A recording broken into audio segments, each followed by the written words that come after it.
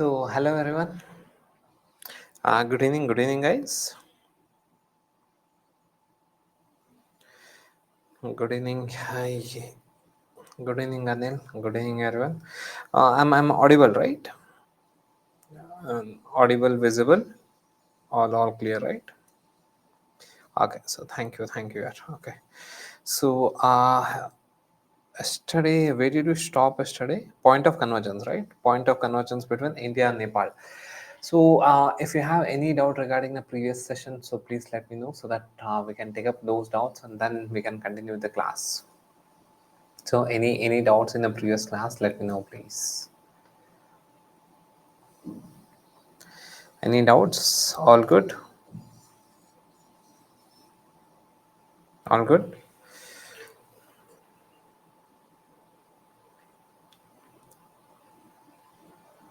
Fine. Okay, so how to update notes, Prakash?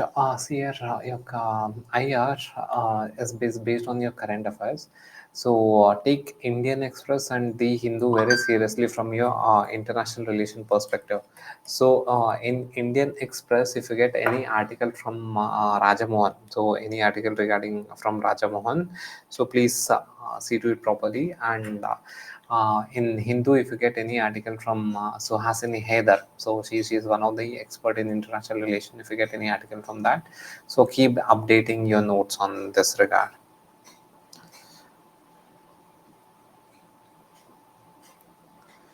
Magazine will be, yeah, magazine will also help, Prakash. Magazine will also help. That's not an issue. Bhimare, if your optional is PSIR, then IR would be very easy for you. And again, PSIR candidate, if you're a PSIR candidate, then automatically you will be studying a lot of current affairs from IR perspective. So you need not make a specific notes for IRGS as such. Okay. Okay. Apart from this, any other doubts, guys? Any doubts? Any doubt regarding previous class or anything regarding international relation? Please let me know.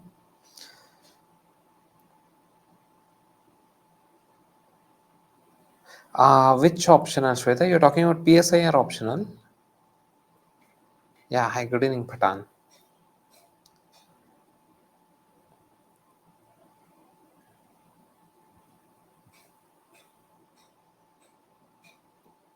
PSIR optional. See for PSIR optional, this will not be sufficient, Shweta. Okay, so this is not at all sufficient. Whatever you're doing is from your GS perspective. So your PSIR is very difficult. Difficult in the sense you have to include theories also in PSIR optional. When you're writing PSIR answer, you need to bring in the theories. So in if you see your paper one section A is there, right? All the theories. When you're writing IR answers, you need to bring in the section A part in your IR answer.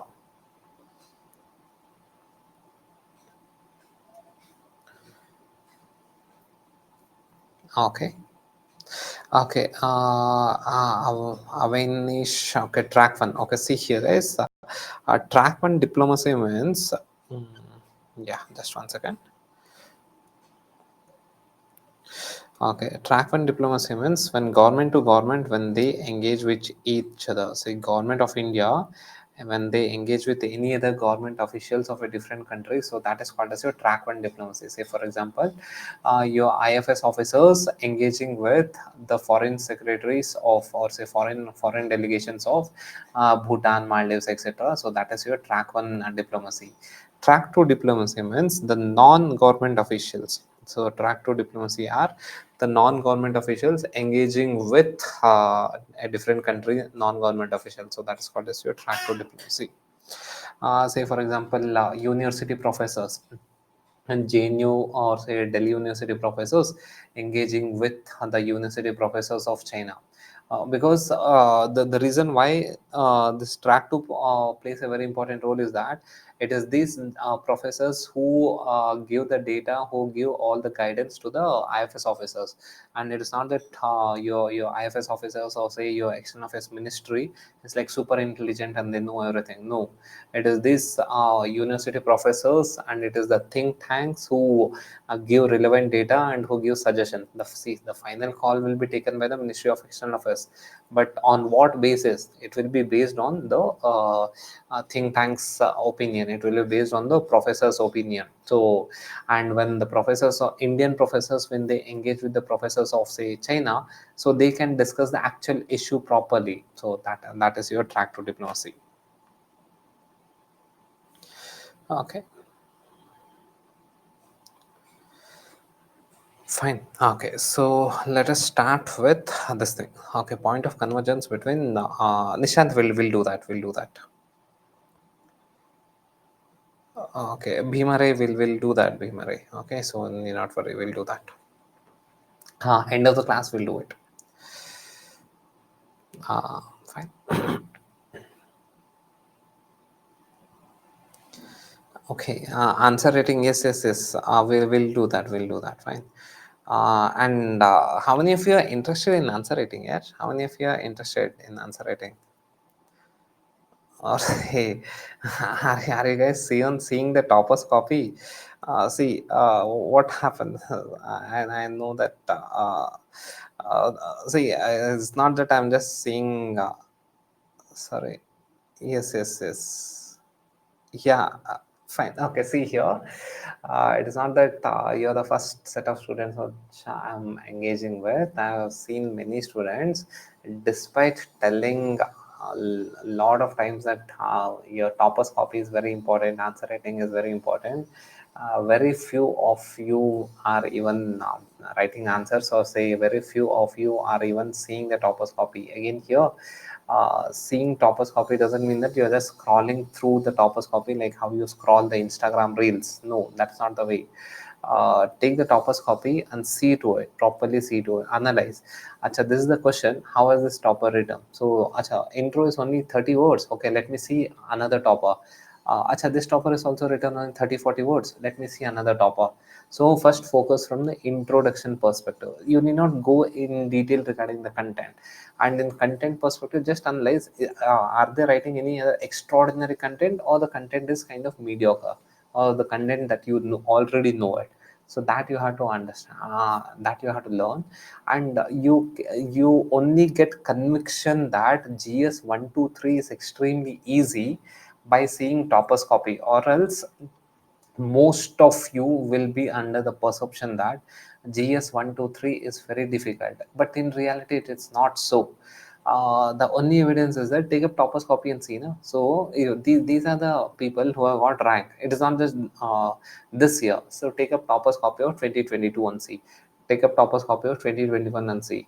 So if you see that there will be a common trend, that is a very good introduction, good structure, good presentation, and feel good factor wala conclusion. So that's what you'll have it. Okay, so okay, I'll do it, Nishant. I think I'll send it. Okay, so fine. Okay. Okay, so now let us see the point of convergence between India and Nepal. I hope the evolution of India-Nepal relation is clear. That is, after 2015 onwards, we are not having some very good relation with Nepal as such. Nepal, on one side, after 2015 economic blockade, Nepal has some trust deficit with respect to India. On the other side, China is using this as an opportunity, and China is investing a lot of money in Nepal. And the second thing is that Nepal has like political instability. What are the government that is there now is highly unstable. So as a reason, we are not having like very good engagements with Nepal as of now. Even though the Nepal premier had come to India, that is Modi's oath taking ceremony yesterday. But however, the relation that we had before 2015 was much more closer compared to the relation that we are having now. It is mainly because of the China factor. Fine. So now let us start with the convergence of interest between India and Nepal. So what are the convergence of interest? See, the first convergence of interest is cultural and historical ties. So write down here cultural and historical ties. First convergence of interest, cultural ties. Both cultural ties. So write down here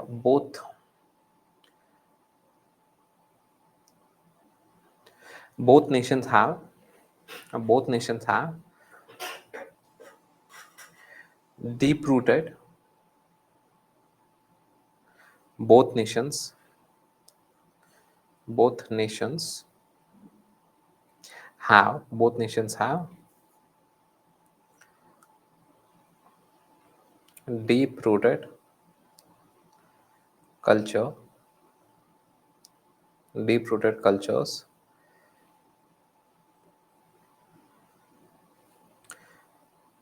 deep rooted cultures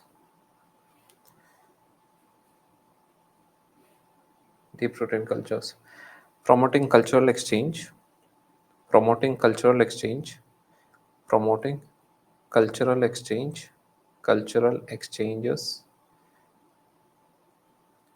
will benefit both will benefit will benefit both will benefit both nations. See here, India and Nepal have almost similar kind of religion. Say in Nepal, Hinduism and Buddhism are the dominant religion, whereas in India, Hinduism is a dominant religion. But however, Buddhism also are a minority. But even Buddhism as a value is deep rooted in India. So when both nations, both India and Nepal, when they promote cultural exchange, it is going to boost the preservation of culture, and it's going to benefit each and everyone. So next, right on next convergence of interest is, so it's in the interest of both. So when both India and Nepal, when they work together in promoting Buddhism value, or so in promoting the Hinduism value, it is going to benefit both the countries. So that's what we are discussing about here now. So next one, right on economic engagements. So next one is economic engagements. Yeah, economic engagements. Economic engagements. Both nations benefits through bilateral trade and investment. Both nations, both nations benefit both nations benefit through bilateral bilateral trade and investment. Bilateral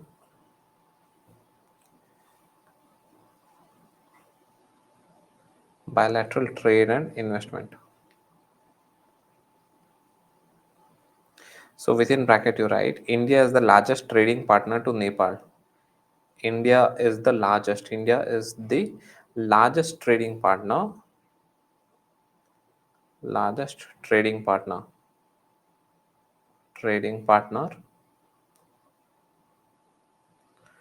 to Nepal. India is the largest trading partner to Nepal.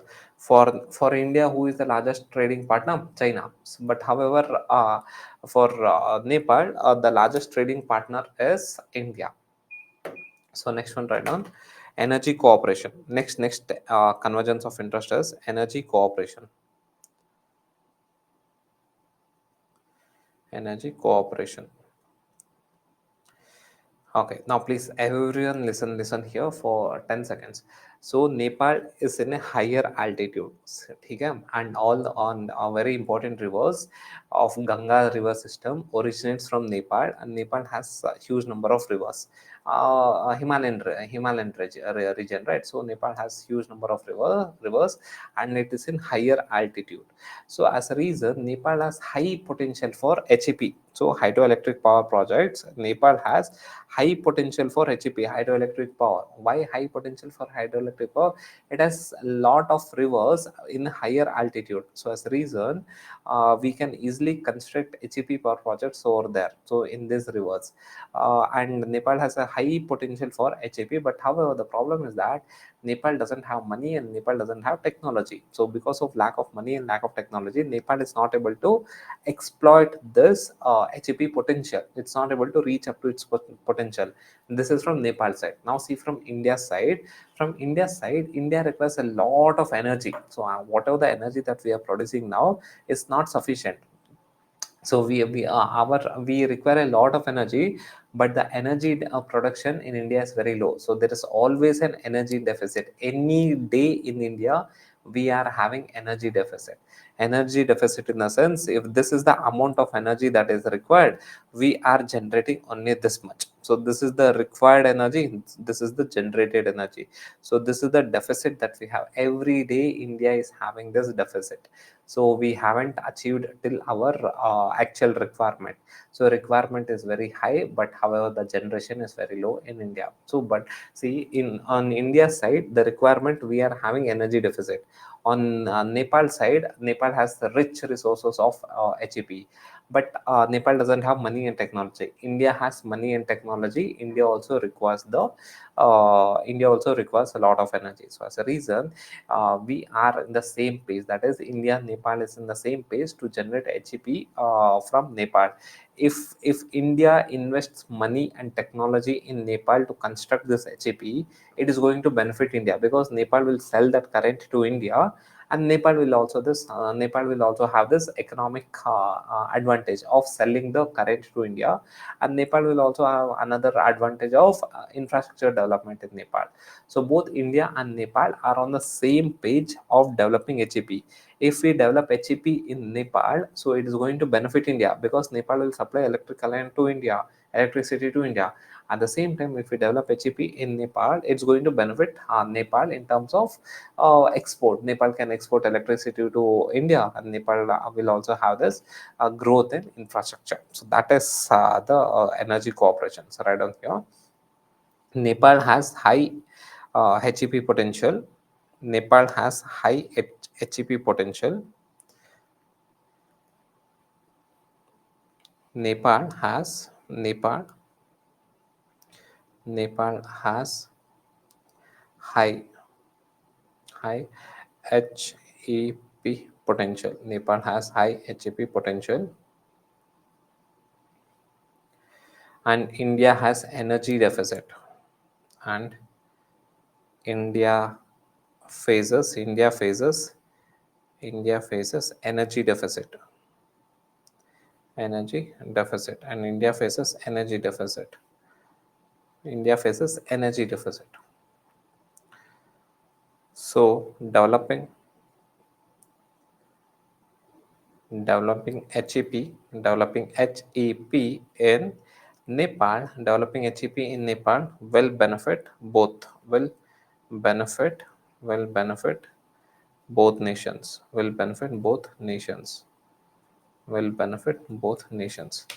Developing HEP in Nepal will benefit both the nations. Fine, will benefit both the nations. Okay, so the next engagement that we can have is regarding the security engagements. So right down here, next cooperation that we can have is regarding the security. That is, okay, security engagement. Security engagement. Security engagement. Please see here.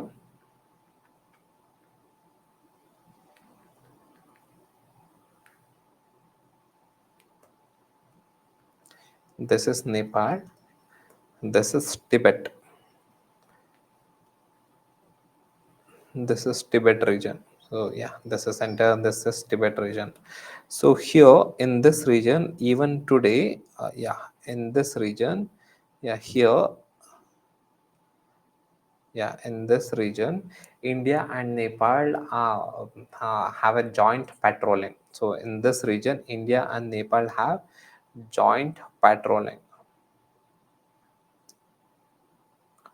joint patrol. So here, in the near the trilateral junction between India, Nepal, and Tibet. In the trilateral junction between India, Nepal, and Tibet, we have joint patrolling, and China is infamous for acquiring territory. So China is known for its aggressive way of acquiring territory. So it is in the interest of it, we both India and Nepal have the same interest to protect our territory, jointly protect our territory, because China is known to acquire our territory, or say any other territory. When you take up the South China Sea, will get to know that how China is also acquiring territory of various other countries in the East Asia.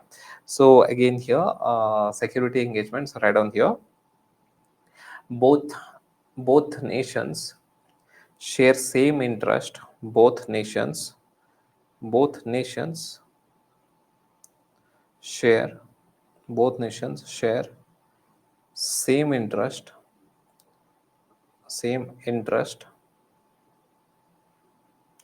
in protecting the border protecting the border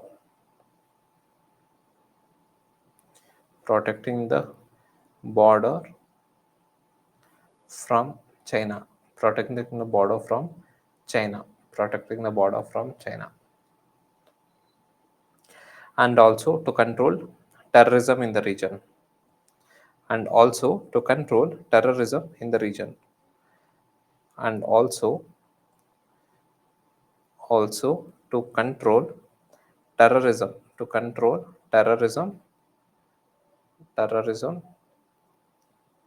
in the region,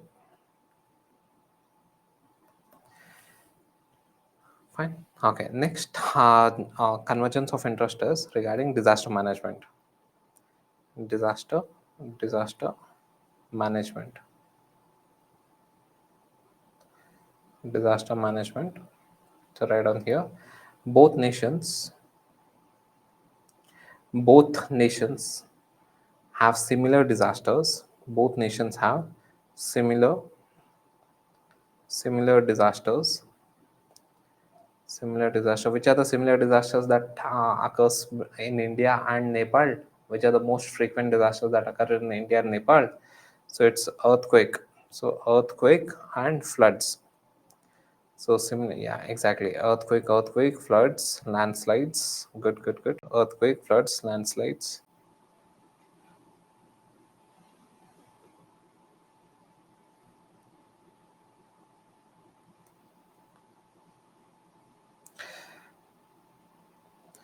Yeah, I'm extremely sorry here. Extremely sorry. Everything resolved. Everything resolved. So there was a technical issue with respect to the portal. Yeah, everything is resolved there. Shaimil and Shreya. So everything is resolved. So now let us focus on the divergence of interest. So divergence of interest. So what's the divergence of interest between India and Nepal? See, India and Nepal have been closest partners since the ancient times. So even during the colonial period also, we did not have any divergence of interest. But however, if you see the political landscape of Nepal, during the Communist Party regime in Nepal, and the civil war, during the civil war period in Nepal, we had some turmoils with Nepal. But however, more or less, we do not have a major divergence of interest. But however, the important divergence of interest emerged only after 2015 onwards. After 2015 onwards, there's a huge trust deficit between India and Nepal, and we'll see to it. So, what are the divergence of interest between India and Nepal? So, kindly write out this.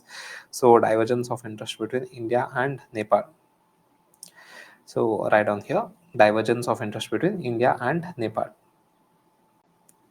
Okay, Shailaja, energy cooperation. Okay, so the reason again here the energy cooperation is the issue is that Nepal has good amount of rivers in Nepal, and it is in a higher latitude.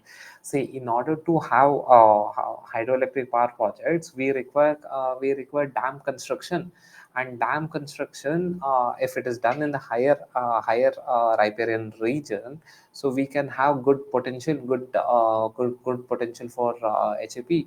So Nepal has good number of rivers, but however Nepal do not have proper they do not have proper technology, or they neither money to develop HEP.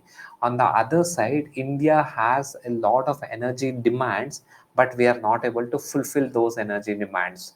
Why we are not able to fulfill those energy demands?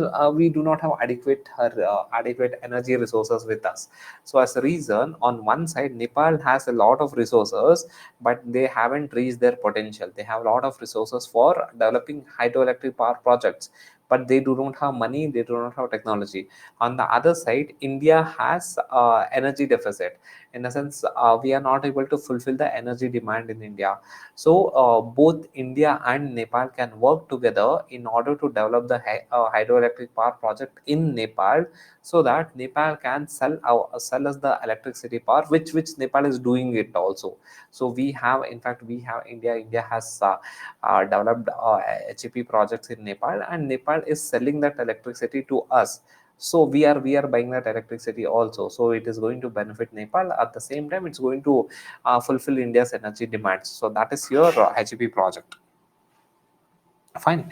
Okay, so now let us write the divergence of interest between India and Nepal. So as I told earlier, Nepal before 2015 there was very minimal divergence of interest between India and Nepal.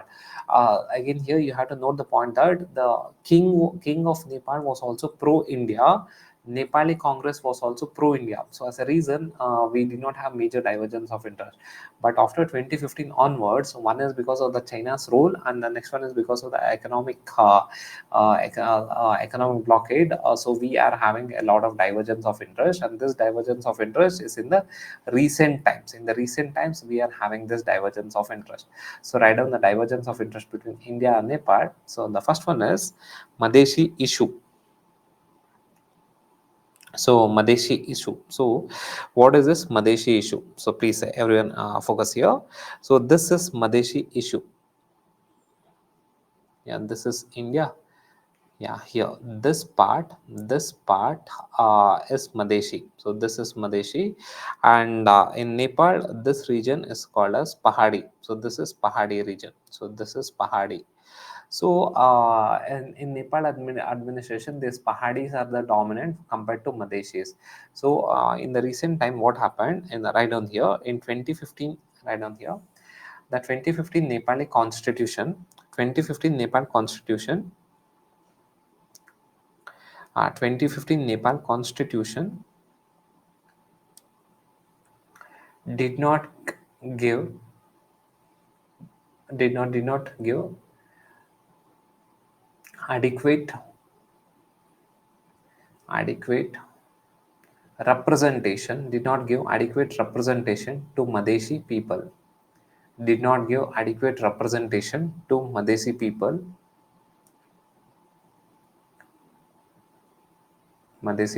and their culture, did not give adequate representation to Madesi people and their culture in the sense language. Their language was not recognized. So this created this created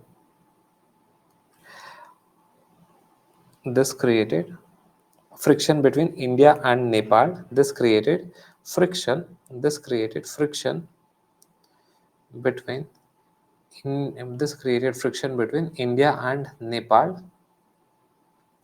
as India is close as India is close to Madeshi Madeshi people.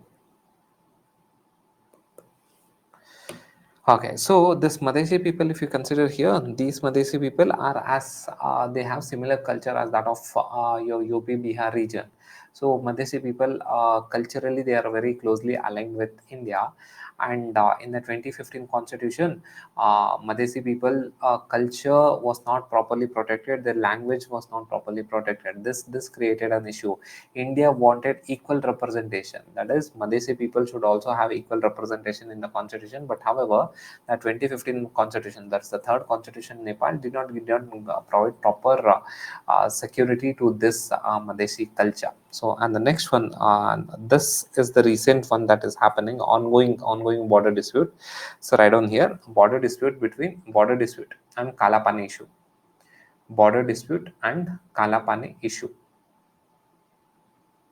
border dispute and Kalapani, border dispute and Kalapani issue. Okay, so see here, so yeah, one thing you have to note that, so write down here, treaty of Sugoli, treaty of Sugoli, 1850, 1815, treaty of Sugoli 1815. Okay, so the first during the colonial period, you would have written that British, that is, Nepal is seen as a protectorate of British. So what happened was that, so in 1815 there was a Anglo-Nepal war. So Anglo-Nepal war was there. Please everyone focus here. This is the ongoing issue that we are having as of now. So in 1815 we had Anglo-Nepal war. In this Anglo-Nepal war, Nepal lost this war, and a treaty was signed between British India. So then we had British India. So British, that is the British Empire. A treaty was signed between British Empire and Nepal, saying that Nepal would be considered as the protectorate of British. And as per this treaty of Saugoli, so the border of Nepal and British India was demarcated. So the current border between India and Nepal was demarcated as per this treaty of Saugoli. Any doubt till here? Before in 1815, British India and Nepal fought a war. In this war, Nepal lost. So as a reason, what happened? Both British and Nepal signed a agreement. So this treaty of Sogoli, as per this treaty of Sogoli, Nepal was a protectorate of British, and this treaty of Sogoli gave the border between India and Nepal. Till here, any doubt? So the issue is that in this treaty of Sogoli, it was decided that this is Kalapani. So river, this is Kalapani river. So write down here. So and till here you please write down. So Treaty of Sagoli, 1815. Treaty of Sagoli, 1815. Post Anglo-Nepal War. Post Anglo-Nepal War. Treaty of Sagoli, 1815. Post Anglo-Nepal War demarcated the boundary between demarcated the boundary between demarcated the boundary between demarcated the boundary between India and Nepal. Demarcated the boundary between India and Nepal. India and Nepal.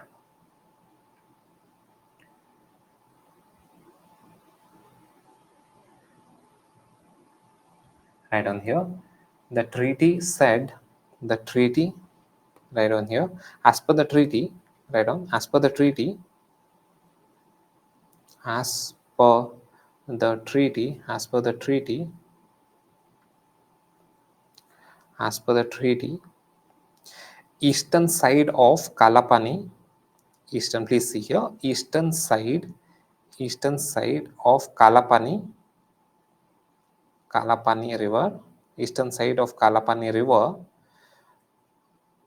is Nepal, eastern side of Kalapani river is Nepal, and western side of Kalapani river, western side of Kalapani river is India. Kalapani river is Kalapani river is India.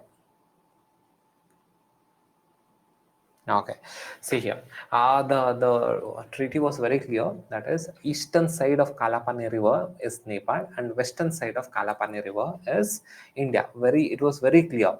But now the question is that which river is named as Kalapani? See, when you read geography, when the river originates, please everyone consider here, when the river originates, everyone focus here on the board. When the river originates, so near the origin point, there will be multiple streams entering into this the main river.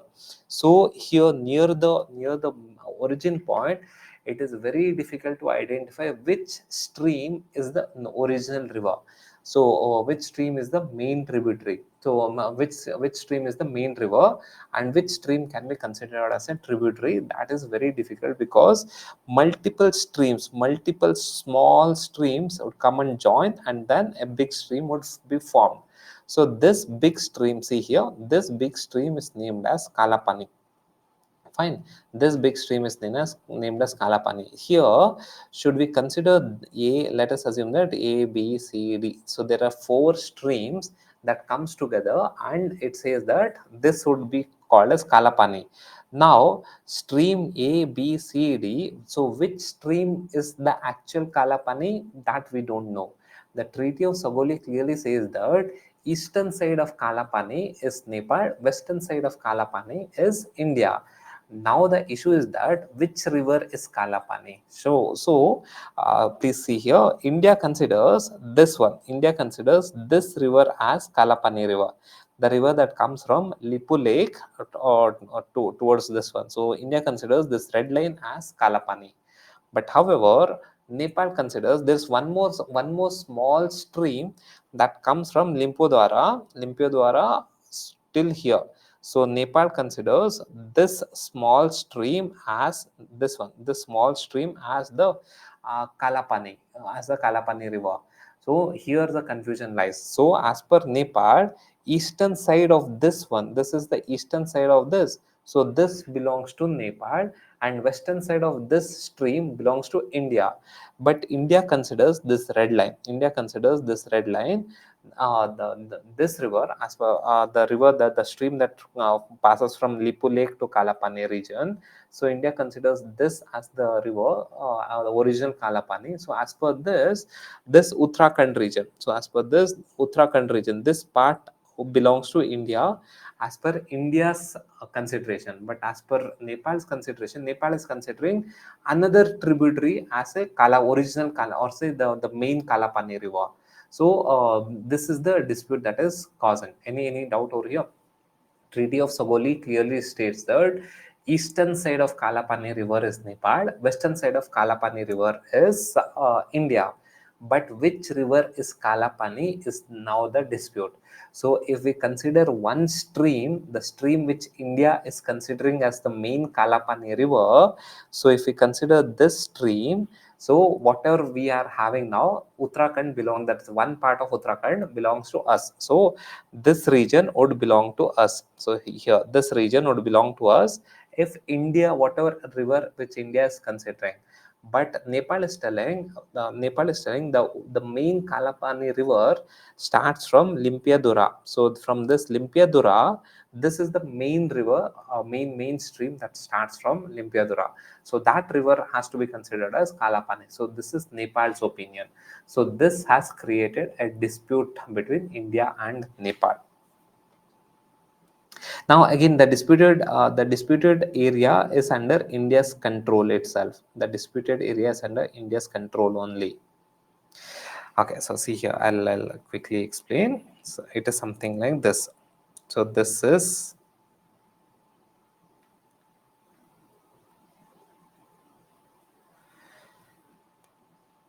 okay. So this is Nepal. So this is Nepal. This is India. So there is one river, please see here. This from here till here, this red line, this is very clear that this river is Kalapani. This is Kalapani river. Kalapani river. Consider something like this. From here till here, this is Kalapani river. And to this point, till this point, multiple stream comes and joins here. Multiple stream comes and joins here. So consider something like this. This A, should we consider A as the, see now please focus in this image. So should we consider A as the main Kalapani tributary, or should we consider D as the main Kalapani tributary? So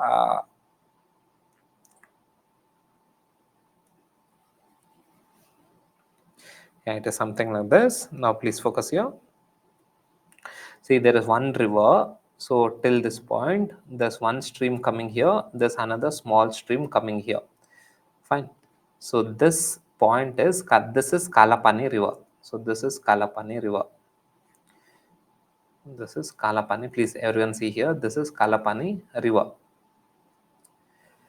Okay, this point. So this is point A, this is point B, this is point A, this is point B. Let us not get confused. As of now, let us not get confused with the names as such. So the Treaty of Saugoli says that eastern part, this is north, this is east, south and west. So this is north. So the Treaty of Saugoli clearly states that eastern side, the Treaty of Saugoli clearly states that eastern side of Kalapani river is Nepal, western side of Kalapani river is India. So till here, till this point, till say till point D, it is very clear. Say from here till here, it is very clear that this is a big river, Kalapani river. But beyond this, should we consider this tributary, that is DA, that is DA as the main Kalapani river, or DB as the main Kalapani river? So should we consider this one? Should we consider this region, this tributary as the main Kalapani river, or should we consider DB as the main Kalapani river? So if we consider DA, so the eastern side of DA, now please focus here, the eastern side of DA, so this is Nepal. Eastern side of DA is Nepal. If we consider DA is the main tributary of, is the main Kalapani river, then the eastern side of it is Nepal. But Nepal, if we consider DB, then this region becomes Nepal. So all this region becomes Nepal. Fine. So as of now, India is considering this region. Here the map is, yeah, India is considering, see, this is something like this. This is DA, this is DB. So India is considering DA region. So eastern side of DA is Nepal. But however, Nepal is considering DB. So see here, Nepal is considering DB as the stream that is the main Kalapani. So this is the issue that that we have now. Fine. Any doubt over here? Understood.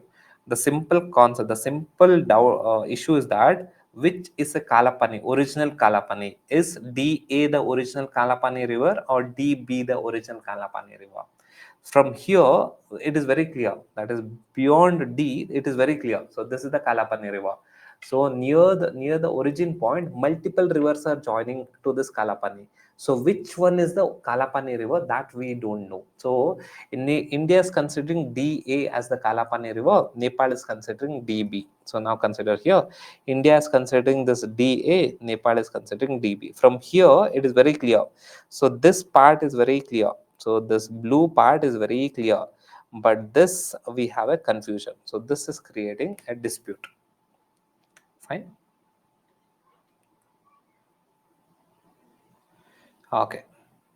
Fine. Okay. So next one, try down alignment. Alignment with China. Alignment with China. So China, alignment with China. So post 2013, China, that is China, started their Belt and Road Initiative project. After 2015 onwards, this Nepal started participating in China's Belt and Road Initiative project, and Nepal has taken a lot of investment from China. And if you consider here this part, that is in the recent times, Nepal is actually moving closer to China compared to India. So this is the divergence of interest between India and China. So write down here post 20. So write down here post 2015. Post 2015. post 2015. Nepal has participated. Nepal Nepal has participated in China's Belt and Road Initiative. Nepal has participated in China's BRI. Nepal has participated. Nepal has participated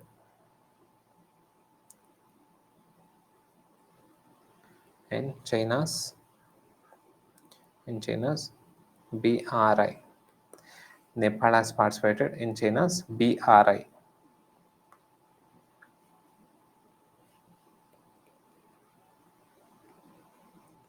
China's BRI.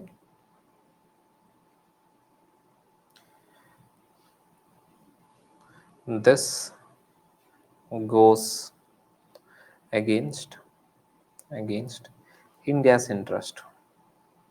India's interest as as China's influence in South Asia, in South Asia region increases, in South Asia region increases.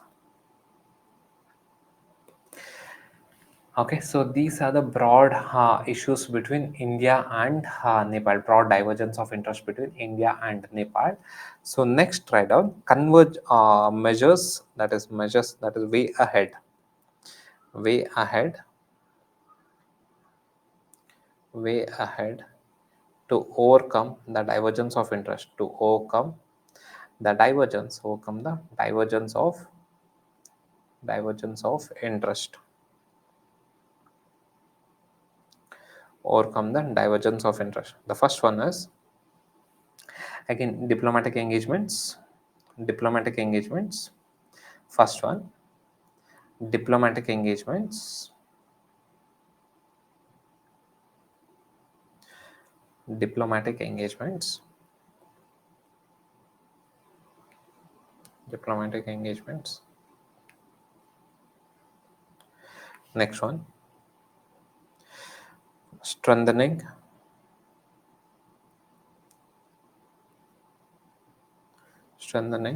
bilateral economic ties, bilateral economic ties, strengthening bilateral economic ties.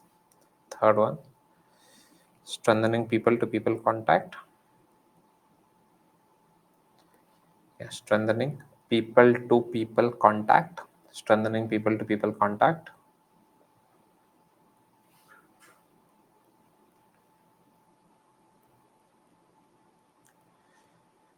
Joint military exercise, joint military exercise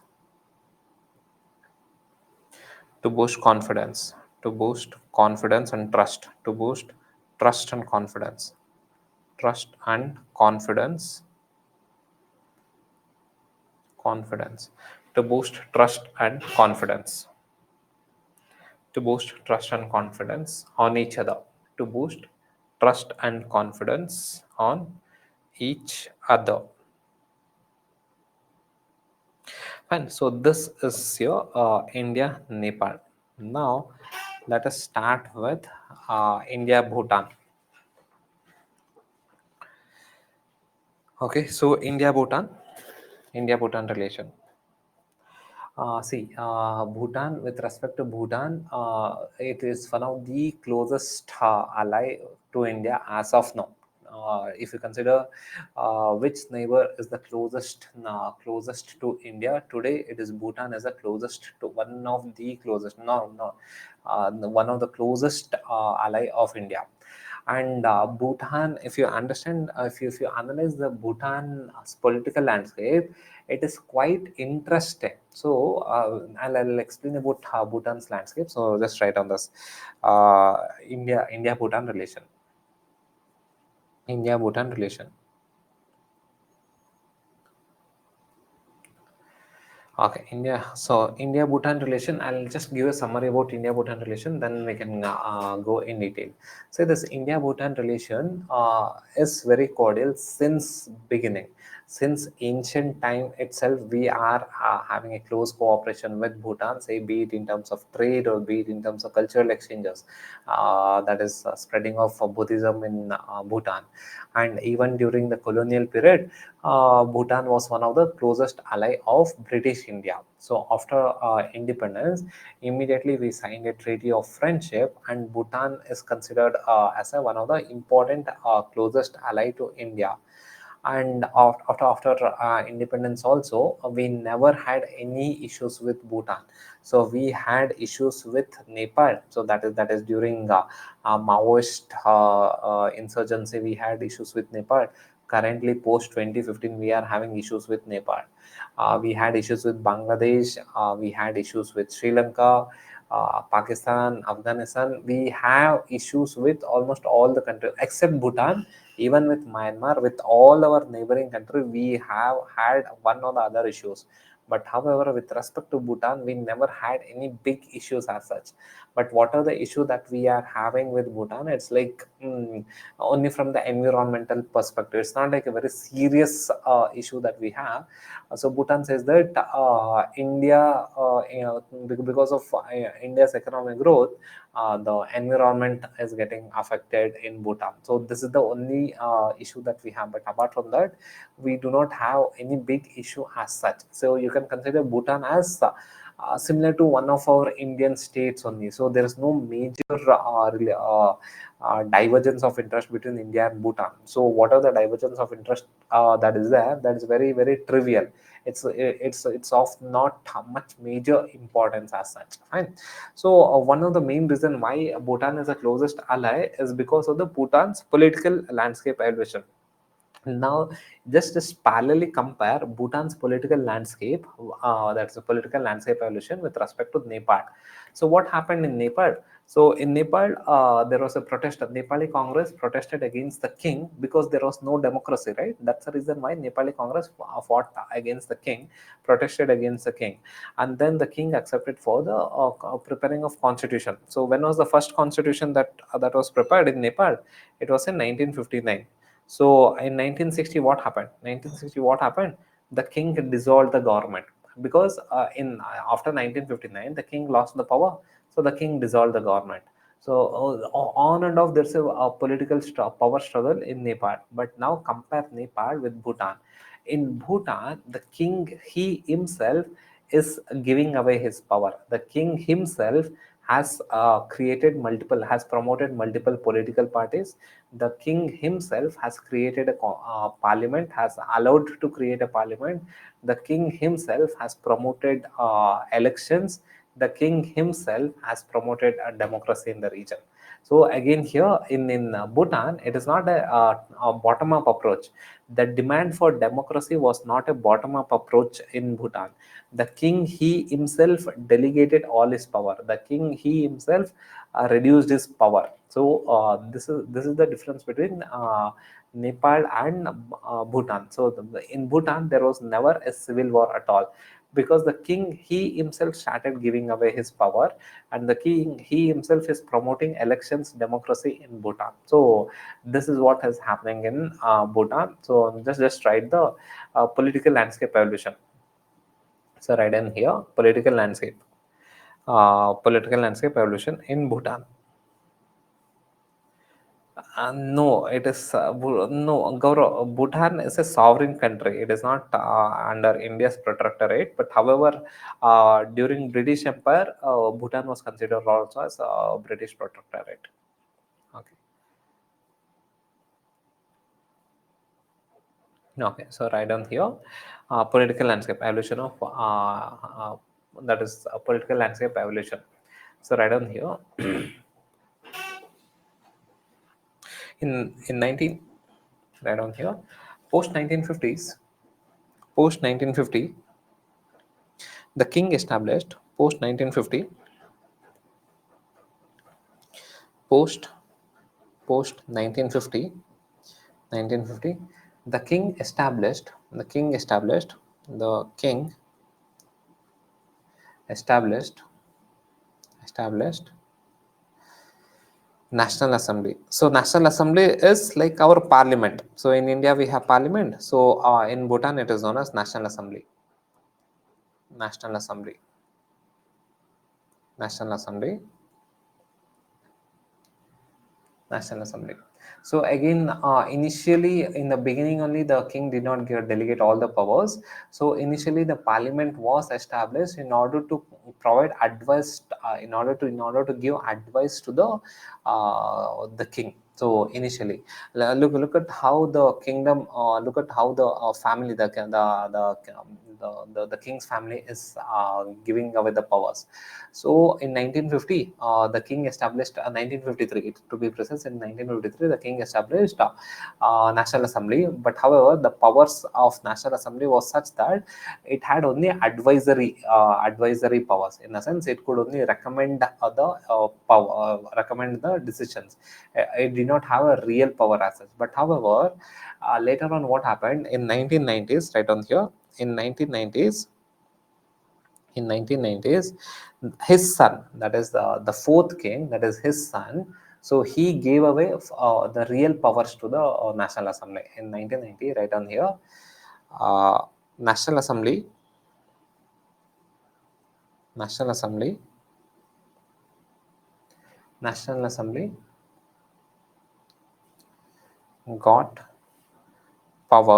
national assembly got powers regarding various subject regarding various regarding various subject regarding various subject.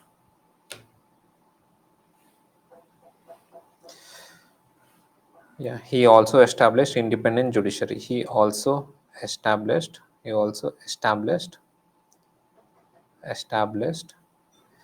independent judiciary.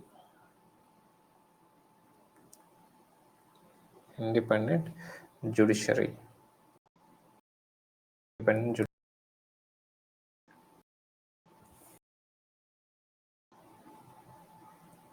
Fine. Okay, next one right now. In 2008, in 2008, in 2008, first parliamentary elections were conducted. In 2008, first parliamentary elections were conducted. In 2008, first parliamentary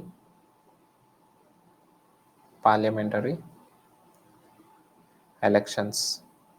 First parliamentary elections were conducted. First parliamentary elections were conducted. So there was never, and again, it was the king who promoted the elections. It was the king, that is the king who promoted this elections. So in Bhutan, you just need to have a fair idea that from 1950 onwards, the empire, the Bhutanese empire, they are delegating all the powers to the national assemblies. So earlier, national assembly in the sense the parliament. So earlier, the National Assembly was formed, and this National Assembly had powers only for advising the king. But however, in 1990s, the real some raw power was given to the National Assemblies in 1990s, and again in 2008, post 2008 onwards, the National Assembly makes most of the decisions to the in Bhutan. National Assembly is the parliament, so now they take most of the decisions in Bhutan. So the king of Bhutan has reduced all his powers, and he is the one who is promoting democracy in India, in Nepal. But however, there's no civil war as such. The democracy is being promoted from by the king, not that it is not demanded by the public as such. There's no major demand of democracy by the public, but however the king he himself is delegating all the power and promoting promoting democracy in Bhutan. So next item, evolution of India-Bhutan relationship. Evolution of India-Bhutan relationship. Evolution of India-Bhutan relationship. See, India-Bhutan relationship is not something new. Since ancient times, we are having a good relation with Bhutan. So right on here, ancient times, ancient times, ancient period. So in the ancient period, ancient times, ancient times. Ancient times, write down. First point, write down. Active trade. Active trade. Next one, active trade was going on. And next, cultural exchanges. Cultural exchanges. Cultural exchanges. Cultural exchanges hyphen Buddhism. Buddhism spread to Bhutan from India. Spread to Bhutan from India. Fine. So since ancient times we are having a good relation with Bhutan, but there is no major war, nothing like that. So we are having a good relation since ancient time. Trade was going on, and again here there's active cultural exchanges were going on. That is from the Buddhism that originated in India, spread to Bhutan also. So this was during ancient times. And even colonial period, write down. Next one, write down. Even colonial times colonial times,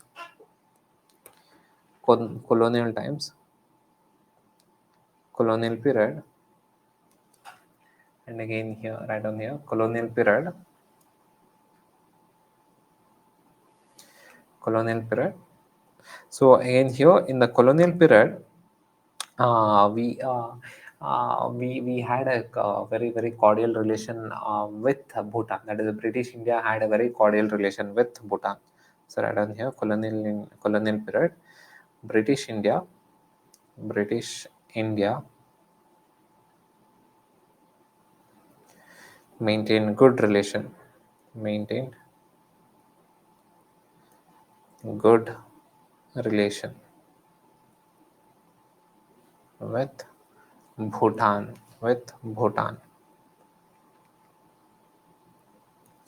Yeah, next one, right on. Post independence. Post independence.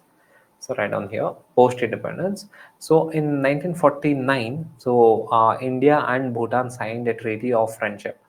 So right on here, in 1949, India and Bhutan signed a treaty of friendship. 1949, India and Bhutan signed a treaty of friendship,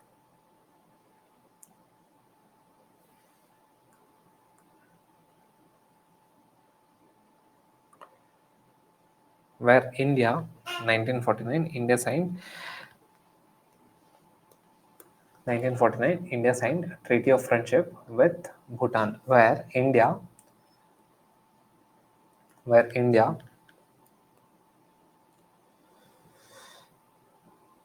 promised, or say agreed, where India agreed to support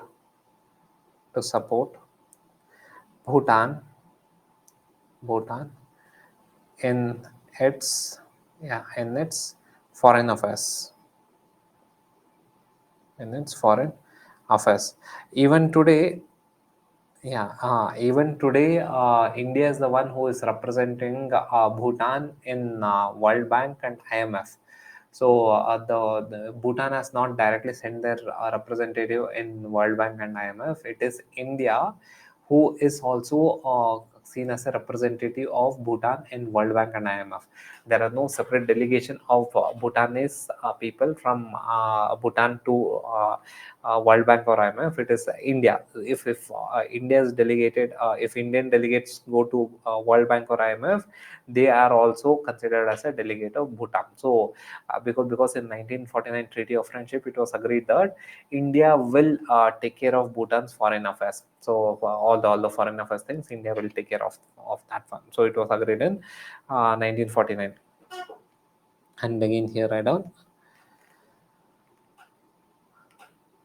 yeah, and also increase, yeah, next one, also increase bilateral bilateral bilateral economic ties, bilateral economic ties. Next one, maintain open border, maintain open border. Okay, maintain open border. So, in it was decided that in this Treaty of Friendship, it was decided that one is India would focus on this foreign affairs, Bhutan's foreign affairs related things, and next one is both India and Bhutan will focus on increasing the bilateral economic ties, and the last one it was decided was that to maintain the open borders. Open borders means need not carry any visa or passport when Bhutanese people come to India, or say Indian people go to Bhutan. So we have an open border policy between India and Bhutan. So this is the broad understanding about the 1949 Treaty of Friendship. Now let us focus on the convergence of interest. Convergence of interest between India and Bhutan. So what are the convergence of interest between India and Bhutan? So right on here. Convergence of interest between India and Bhutan.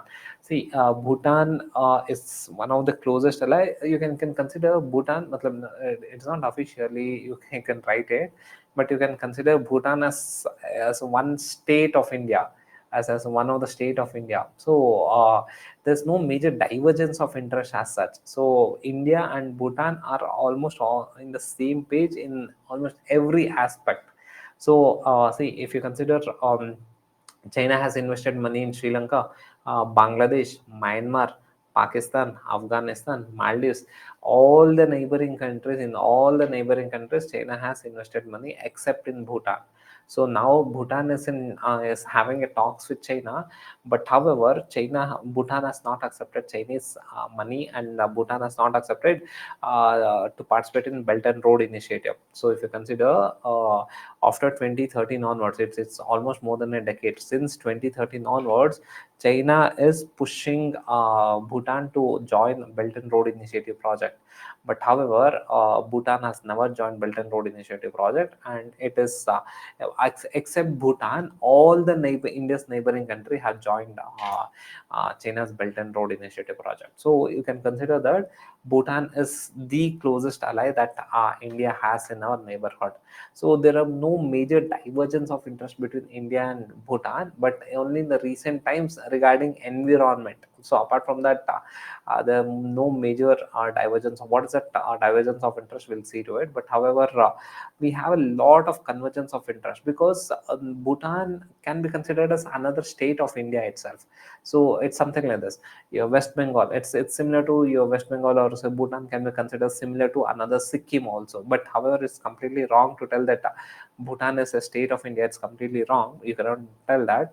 But going by what's happening, no. So it's same like another state of India. So there's no major divergence of interest, and the opinions of Bhutan is represented by India in the foreign in the international platform, and India is the one who is supporting Bhutan. India is the one who is training Bhutanese army. If you clear this exam, yeah, when you clear this exam and go to Labasna, so in Labasna, all the Indian all government officers are trained. Bhutanese government officers are also trained along with you only. So when you go to Labasna, Bhutanese officers are also invited to Labasna, and they do get the training in Labasna only. So India trains the Bhutanese officers, India trains the Bhutanese army, India gives weapons to the Bhutanese army people, Bhutanese army. It's like you can consider Bhutan as another state in India. So there's no major divergence of interest, but we have a lot of convergence of interest. So this is what I wanted to convey. Fine. Okay, so right on here.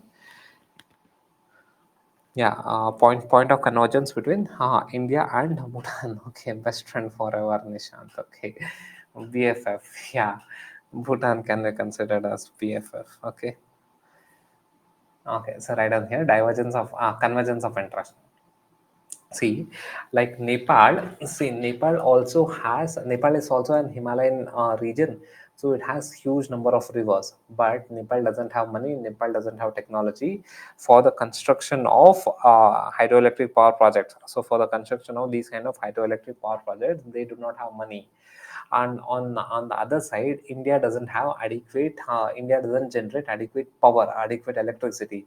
We require a lot of electricity. India has a lot of demand for electricity, but however, we do not have enough resource to generate electricity.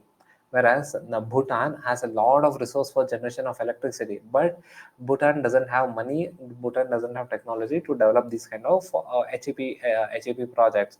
So now both India and Bhutan can jointly develop this HEP so that it is going to benefit both the country. So if HEP hydroelectric power are generated in Bhutan, India can purchase that. So if HEP is developed in Bhutan, Bhutan will get infrastructure development, and when Bhutan sells that HEP to India, Bhutan will also get money. So this is an advantages for India and Bhutan. And India doesn't have adequate resources, so adequate energy sources for generation of the electricity, which India demands a lot. So that's the reason why both India and Bhutan are on the same page regarding hydropower cooperation. So write down here HEP cooperation, hydroelectric power, HEP. So HEP cooperation, HEP cooperation, hydroelectric power cooperation, hydroelectric power cooperation.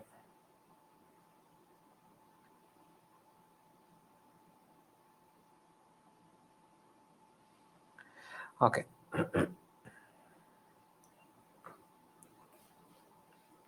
So write down here hydroelectric power cooperation.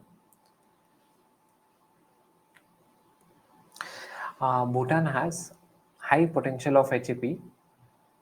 Bhutan has Bhutan has high potential high potential of HEP, high potential of HEP,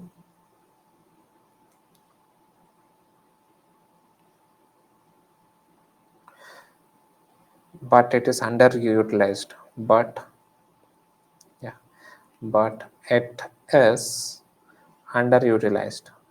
Underutilized, but it is underutilized. But it is underutilized. India, India requires, India requires, or say India has, okay, India requires electricity.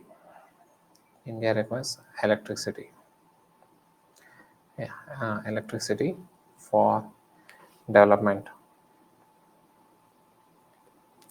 Joint development, joint development of HEP, joint development of joint development of HEP in Bhutan will help both nations. Will help both nations. Will help both nations. Will help both nations. Fine. And the next one is will help both nations. Okay. So next area of convergence is regarding security and defense cooperation. Security and defense cooperation. Security and defense cooperation.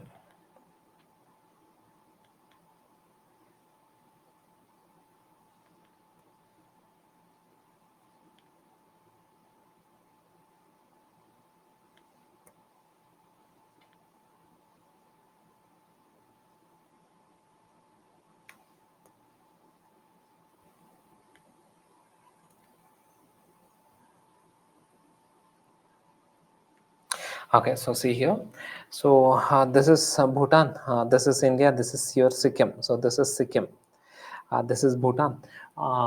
Again here, both India and Bhutan borders with Tibet. So that is China, and China is known for its aggressive encroachment policy. So India and Bhutan have the same interest in protecting the borders against China.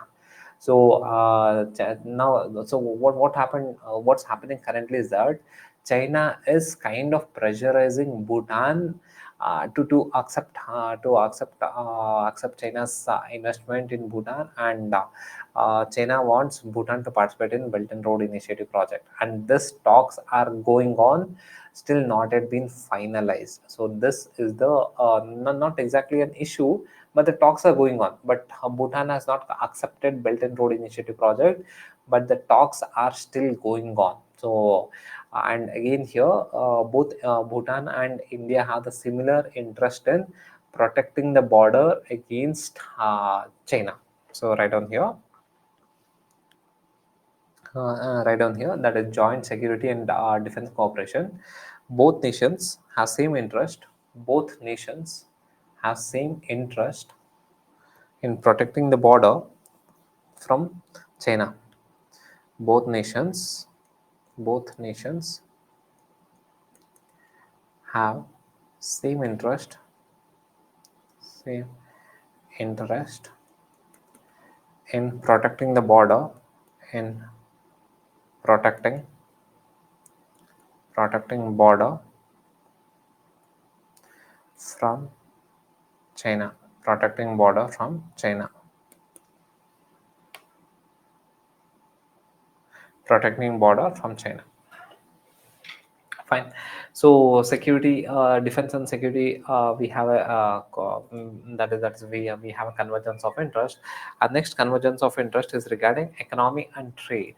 So right down here, economy and trade, economy and trade. So right down, India is the largest trading partner. India is the largest trading partner of Bhutan. India is the largest trading partner of Bhutan. Largest trading partner of Bhutan. Largest trading partner of Bhutan, and bilateral, largest trading partner of Bhutan, and bilateral economic ties, and bilateral economic ties, and bilateral economic ties will benefit bilateral economic ties, bilateral, yeah, bilateral economic ties, economic ties will benefit, will benefit, will benefit both nations, will benefit both nations. Okay, so see here, this one, Bhutan is the largest trading partner of India. So, and if we have a good if we have a good bilateral economic ties, it's going to benefit both India and Bhutan. And since Bhutan is a landlocked country, it depends on India for all its economic trade. If we have a strong economic relation with Bhutan, it's going to benefit India as well as Bhutan. For Bhutan, India is a big market because the population of India is 140 crore. So India is a big market for Bhutan. See, from India's perspective, Bhutan is not some country who's going to give us some economic benefit as such. But from Bhutan's perspective, India is a big market. So India is a big market. 140 crore people are living in India. So for Bhutan, India is a big market. So economic cooperation and trade will help Bhutan more compared to India. But however, it's negligible for India. It is negligible from India's perspective. And the next one, right on culture and education ties. Culture and education ties.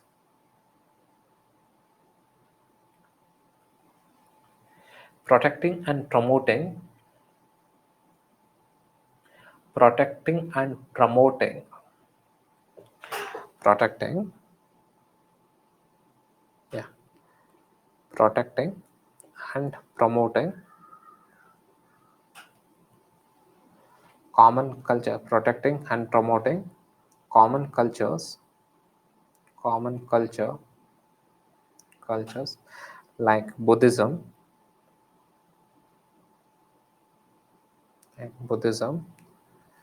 will benefit both nations, will benefit both nations,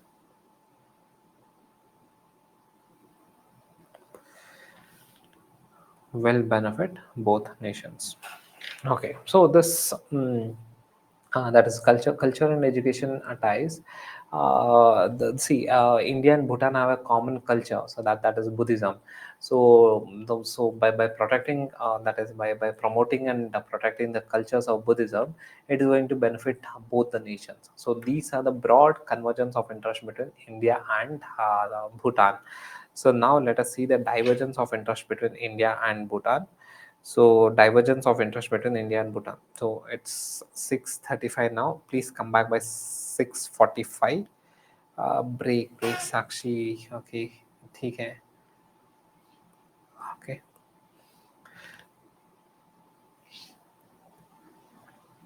okay, fine. We'll have a break. So please come back by 6. Yeah, no, yeah. Sorry. Today we'll have just 10 minutes break, not 15 minutes. Please come back by 6:45. Class will begin sharply by 6:45. Please. Fine.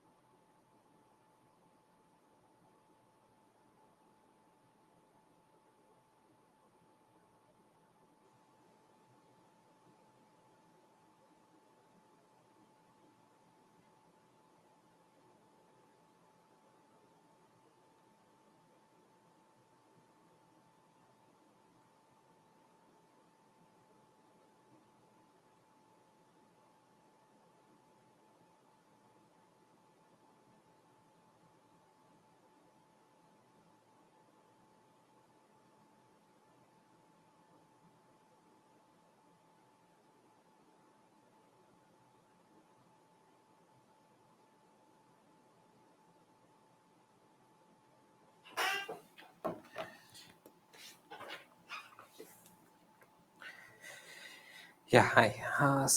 Let us start with the divergence of interest between India and Bhutan. So as I told earlier, there are no major big divergence of interest between India and Bhutan as such, because Bhutan is always was always a closest ally, and India has never taken any harsh actions or say any harsh stance against Bhutan. So, like with respect to Nepal, so there are some issues like the economic blockade, but however, India has not taken any such harsh actions against Bhutan. And again, the Bhutan monarch, that is the Bhutan king, has always been in favor of India itself. So you can just consider this, that is from 2013 onwards, China is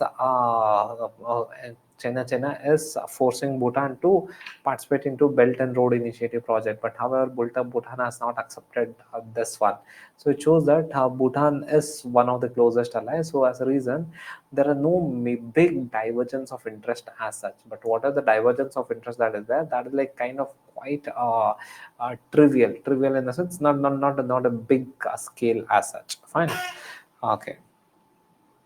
So that is your divergence of interest. So write down here divergence of interest between India and Bhutan. So first one is trade imbalance.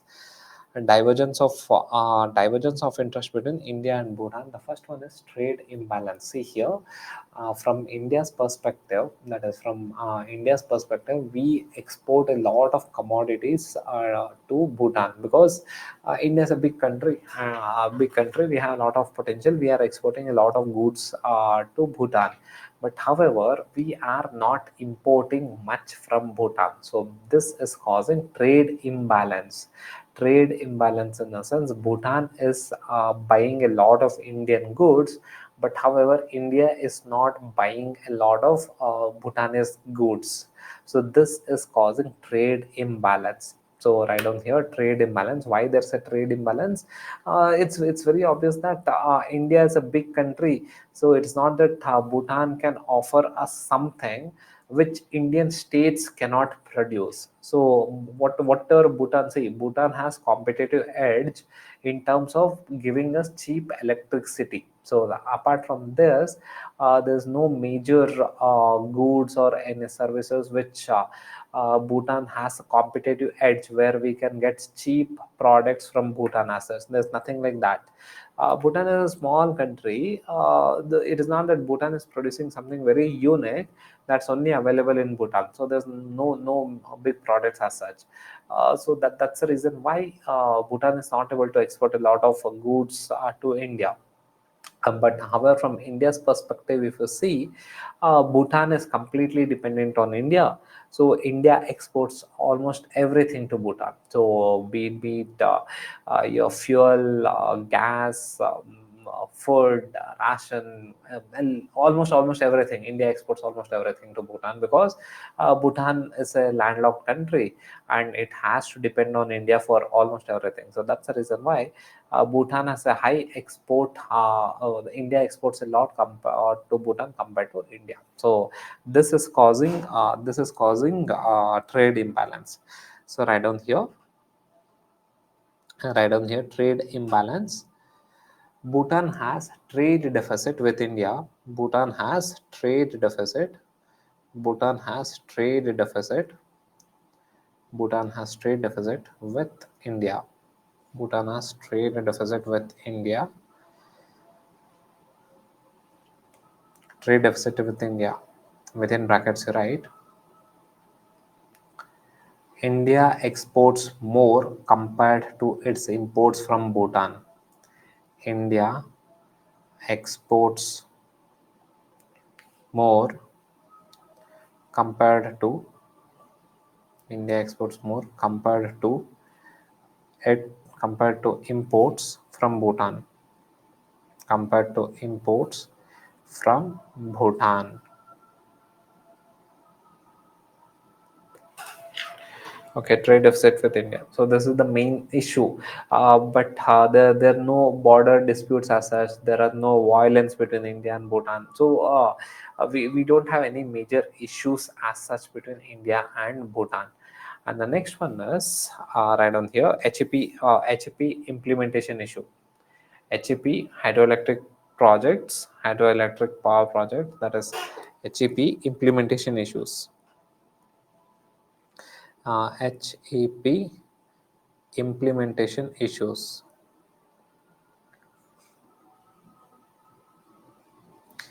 Implementation issues.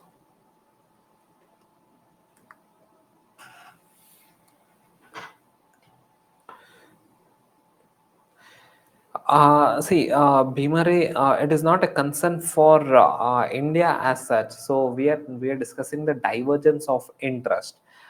Divergence of interest in the sense Bhutan doesn't like this aspect, that is trade deficit. Bhutan is having trade deficit with India, that is not liked by Bhutan. So again, another divergence of interest is that another issue, or say another issue between India and Bhutan, is that this HEP implementation issue.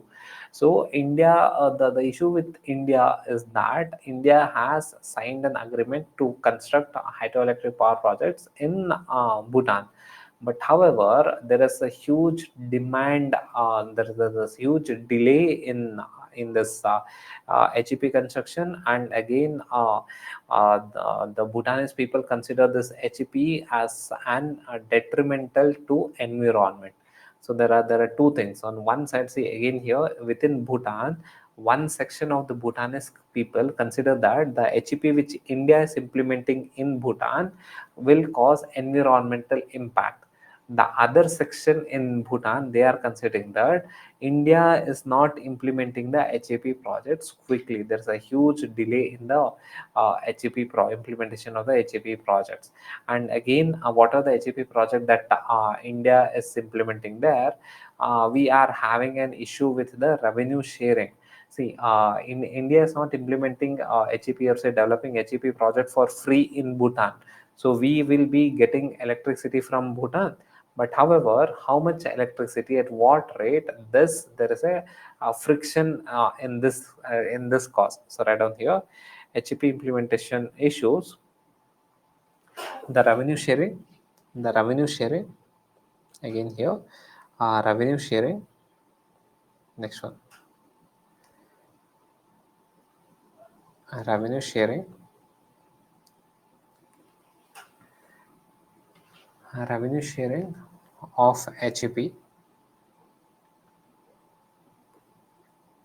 of HEP. Next one is environmental impact, environmental impacts, environmental impacts of HEP, environmental impacts of HEP in Bhutan, environmental impacts of HEP in Bhutan. So these are the broad HEP issues between India and Bhutan. And the next one, right on foreign policies. Next divergence of interest is that. So right on here, there's a perception. Right on here, perception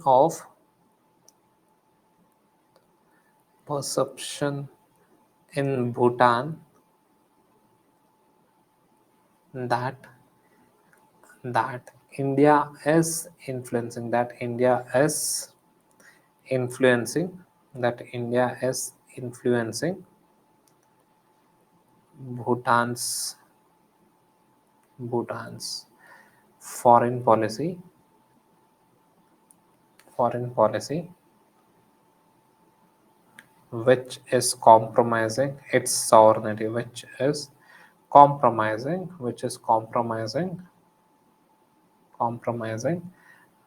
its sovereignty.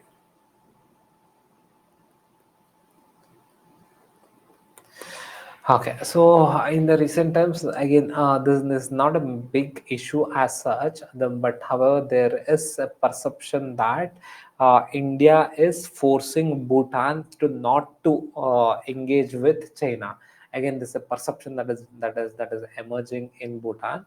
But however, even this is not some big issue, big divergence of interest between India and Bhutan. So these are the broad divergence of it. These are the maximum divergence of interest that we have between India and Bhutan as such.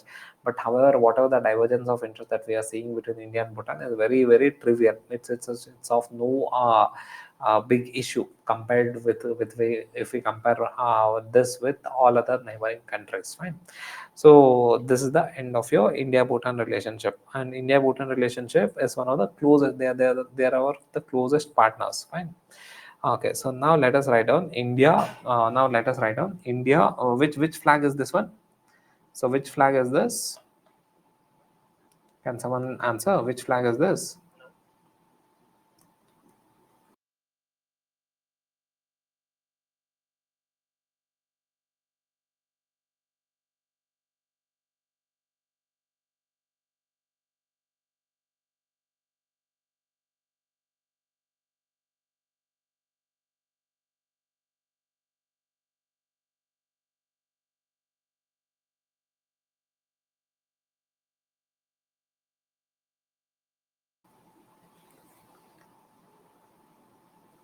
Okay, fine. Now more or less, everyone are telling right. Okay, it is Maldives. Okay, it is Maldives. Okay, not Myanmar. So after this, we'll take up Myanmar.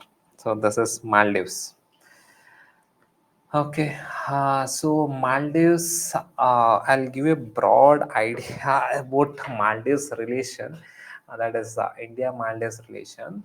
Maldives got independence. So Maldives was also under also under British rule.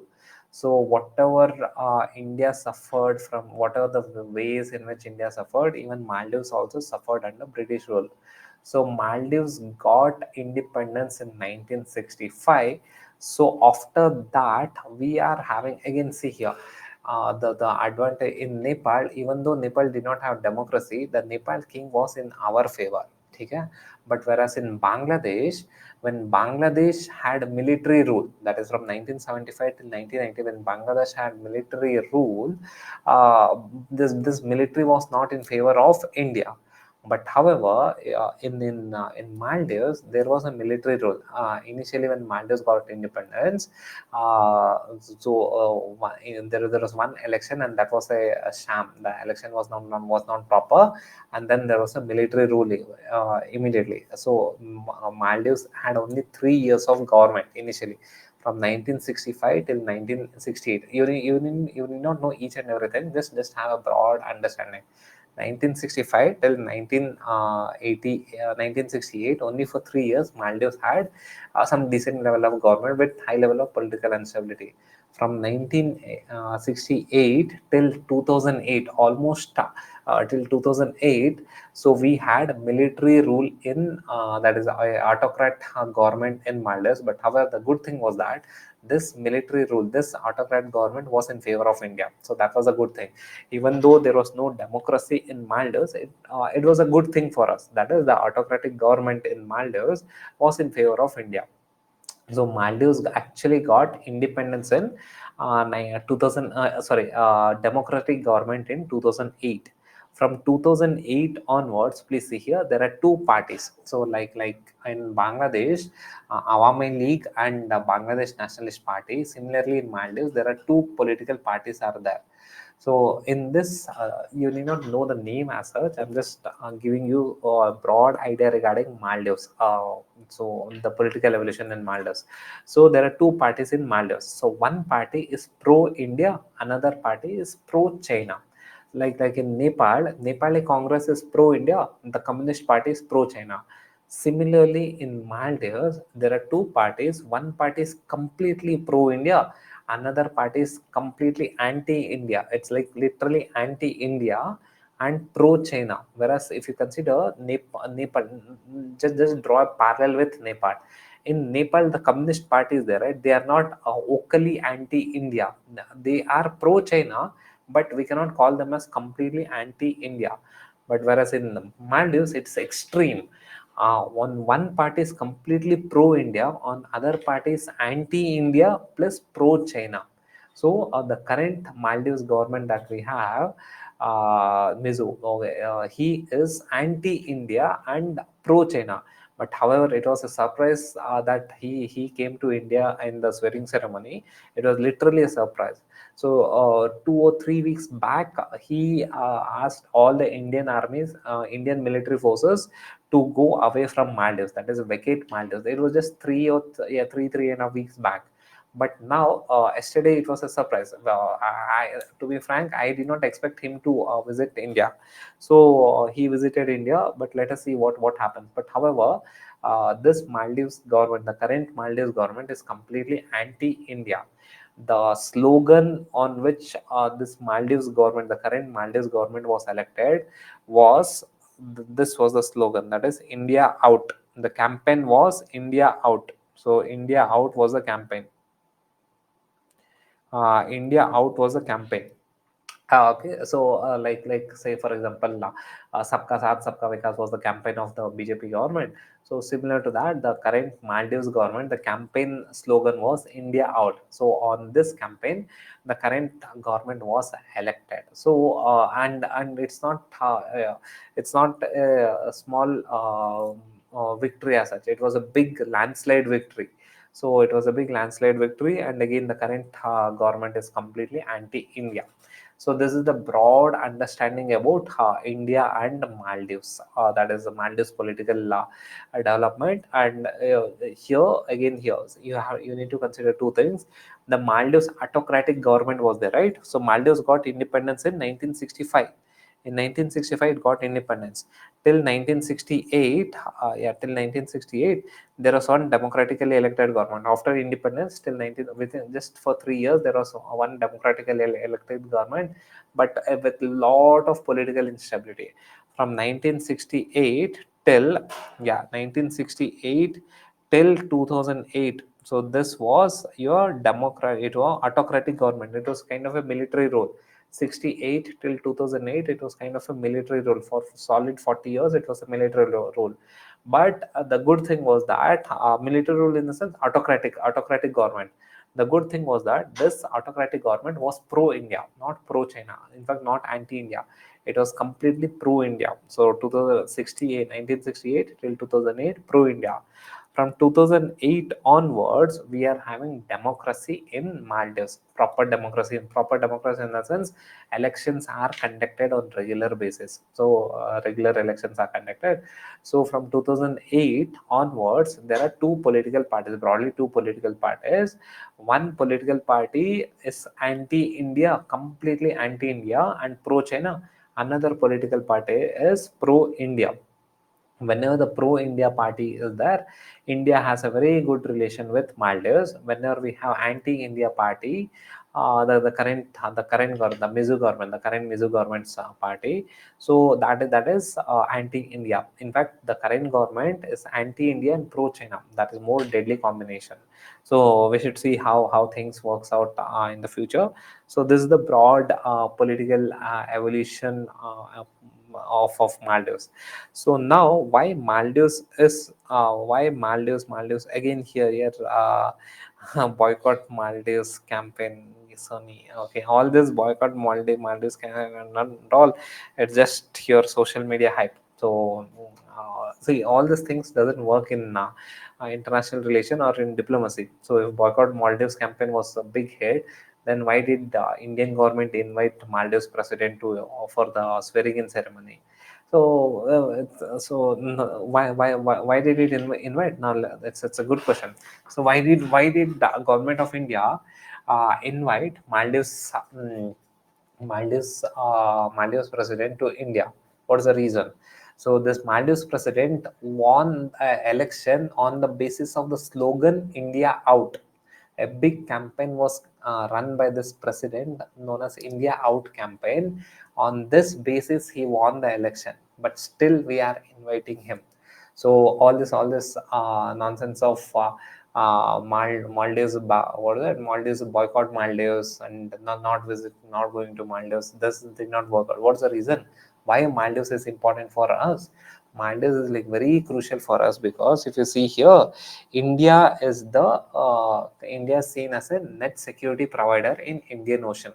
India has to maintain its supremacy in Indian Ocean.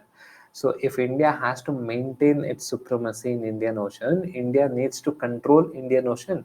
How do we control Indian Ocean? So currently it is said that India is a net security provider in Indian Ocean. How? Why India is called as a net security provider in Indian Ocean? Because we have Indian navies across Indian Ocean. So if you see here Maldives, so earlier Maldives had given place for India to set up our military base over there, set up our navy military base over there. So Maldives had given us space. So in Maldives, so now we could increase our sphere of influence. If Maldives gives us place to dock our naval vessels, so it will help India in increasing its influence around the region. Now if Maldives gives place to China, see here Maldives is not like very far away country. Maldives is a close one of the closest neighbor to India. If Maldives gives space to China, then China will start increasing its influence in Indian Ocean. As of now, India is the dominant player in Indian Ocean. So if we do not engage with Maldives, and if Indian government starts telling boycott Maldives like all this keyboard warriors in social media, India will lose the game in Indian Ocean. It doesn't, no matter what this the current Maldives president is doing, we have to engage with the current Maldives president. So there's no other alternative. If we don't engage with Maldives, China will come and set up their navy, all their military in the Maldives, and China's influence in Indian Ocean region will grow. So, in order to control China's rise in Indian Ocean, and in order to maintain India's hegemony in the Indian Ocean, we require Maldives. So, this is the reason why, despite having such anti-India campaign by the current president of Maldives, we are inviting him, we are engaging with him. Fine. So this is the crux of India Maldives relation.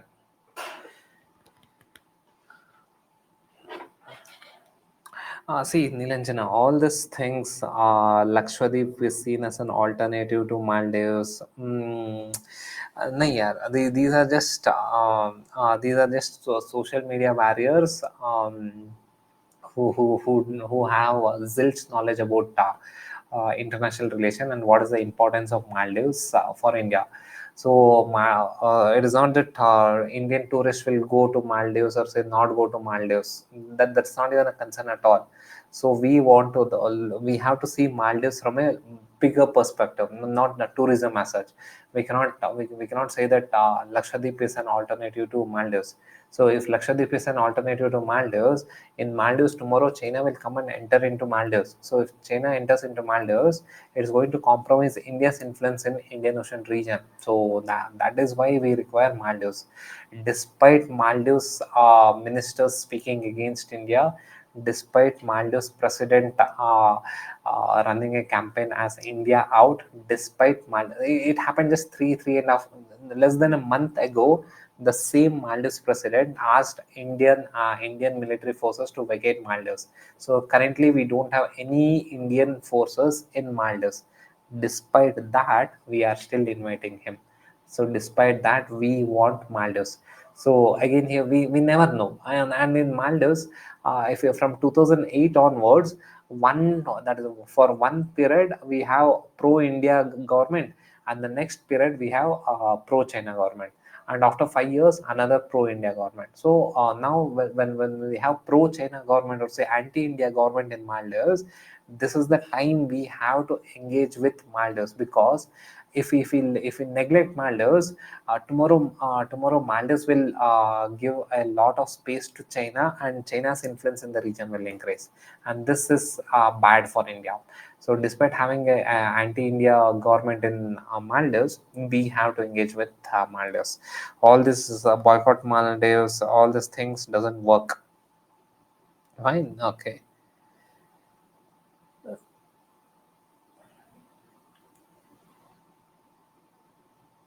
Okay. Yes, yes, Ravi. It's a real politic.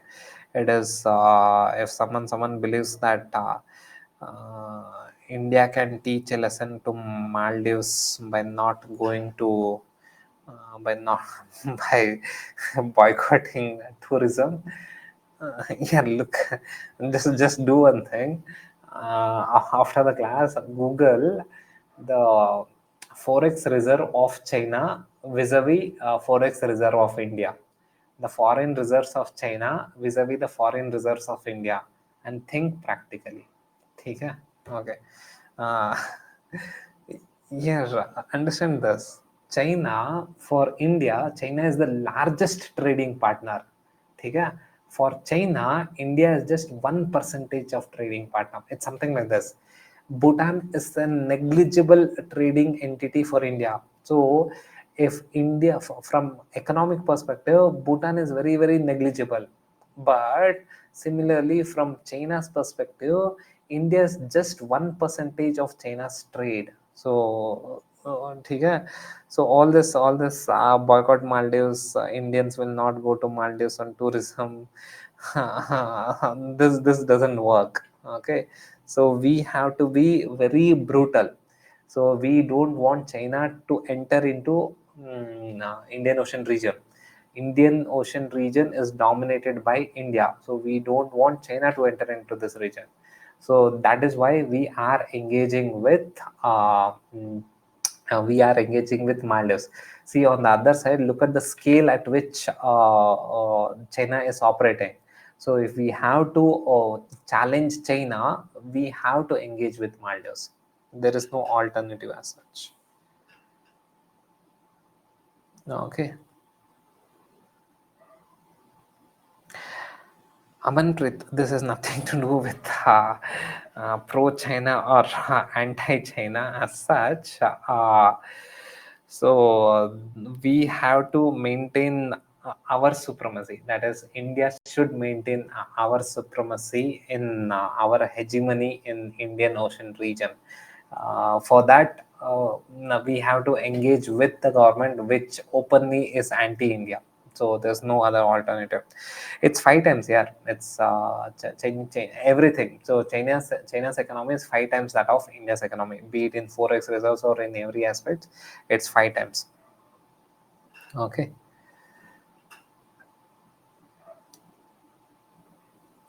What that? Why don't we engage with China more so that it helps us become a superpower as China? No, see, Karthik, the problem with China is that China doesn't want India to rise in the region. So China wants India to be limited in South Asia region itself. So China doesn't want India to increase its influence beyond South Asia. So that is, and China sees India as a challenger. Why not? Why India should not sanction? Okay, put sanctions on China. See, Patan. See, yeah, for India, China. See, why we cannot stop the trade with China? We can't stop the trade with US. Cannot stop the trade with China. Yeah. So it's something like this. You are depending on, assume that you are depending on a shop. So that there's a shop near your home. For most of your day-to-day activities, you are depending on that shop. Okay? For your basic day-to-day activities, you are dependent on that shop. And how can we stop engaging with that one? So probably the phone which you are using, probably the laptop which you are using is from China itself. We cannot tell that I will stop engaging with China. So US cannot tell that they'll stop engaging with China. There is no alternative for China, and to create an alternative, it requires multiple decades. So we cannot tell that one fine day will boycott China or say will boycott Maldives. It doesn't work like that in international relation. In social media, it's very good. It looks very beautiful. But however, in international relation, it doesn't work.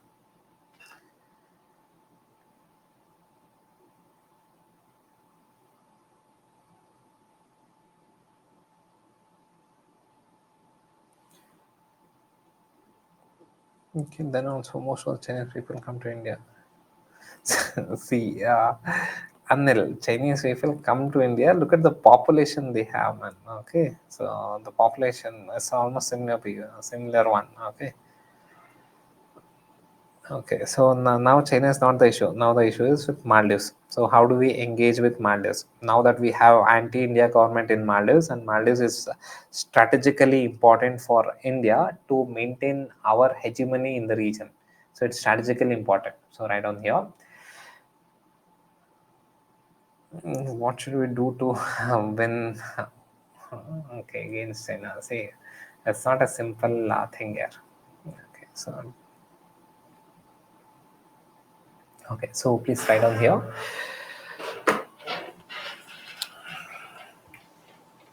Write down here. Importance of Maldives to India. Importance of Maldives to India. So why Maldives is important to India? Importance of Maldives.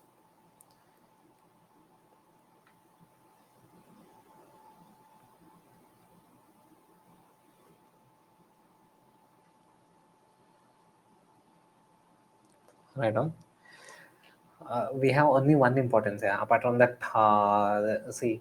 Indians going to Maldives, or say Maldives sending us some fisheries, or some goods. That's just trivial. It's sheer trivial. Okay, we are not interested in Maldives from economic perspective at all. Maldives is not a big country. The population of Maldives is probably less than almost all the states in India. So Maldives is not a big market, and it is not that Maldives, we don't consider Maldives from economic perspective at all. Like Bhutan, we don't consider Bhutan from economic perspective at all. So similarly, Maldives is also not seen from economic perspective. But however, Pakistan is seen from economic perspective also, because population is big, so we can sell our goods over there. With Maldives, population is very small, so small population, why spend so much in terms of marketing and Maldives, whereas we can sell the same goods in the domestic. On top of it, India's market is also big, so we don't consider Maldives from economic perspective as such. Maldives is very important from strategic perspective, so that's the reason why we are engaging with Maldives. So write down here, strategic. Maldives is in a strategic position. Maldives Maldives is in a strategic location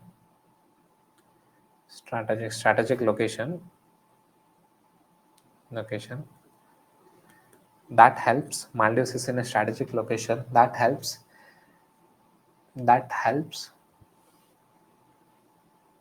strategic location where Maldives is in a strategic location where India can use India can use Maldives Maldives land Maldives land for military base military base military base in Indian Ocean region. IOR in Indian Ocean region. This this increases India's influence India's influence in IOR. Okay. Maldives is extremely important for India in order to maintain India's hegemony in Indian Ocean region, and Maldives is important to avoid to next point right on. Maldives is important to reduce China's influence in the region. Maldives is important to reduce China's influence. Reduce China's influence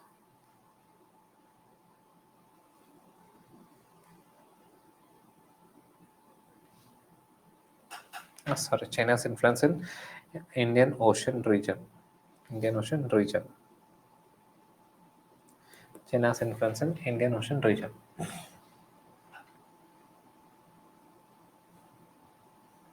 Okay, right on here. Next one, right now. Quick. Political evolution. Political landscape evolution in China, in Maldives. Political landscape evolution. Political landscape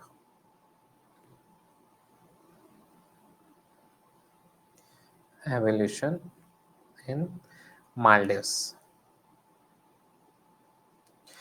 Okay, first point, right on 1965. What happened in 1965? It got independence. Independence. Independence from British. Independence from British. Got independence from British.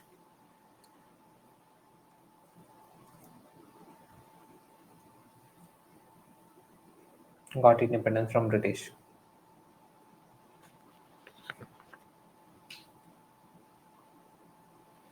So right on here. 1968 till 1968 till 2008. 1968 till 2008. Autocratic rule.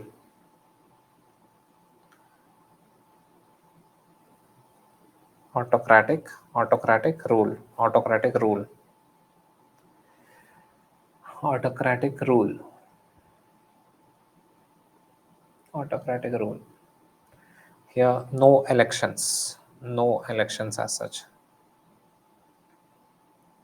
No elections. However, so you can write something like this. However, this region close to he was known as President Nasser. So then there's a person called as President Nasser. President Nasser.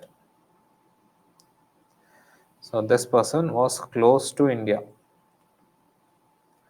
This Nasser person, he was close to India.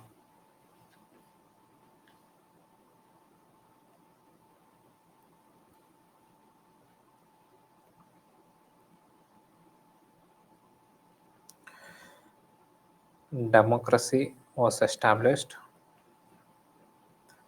Yeah.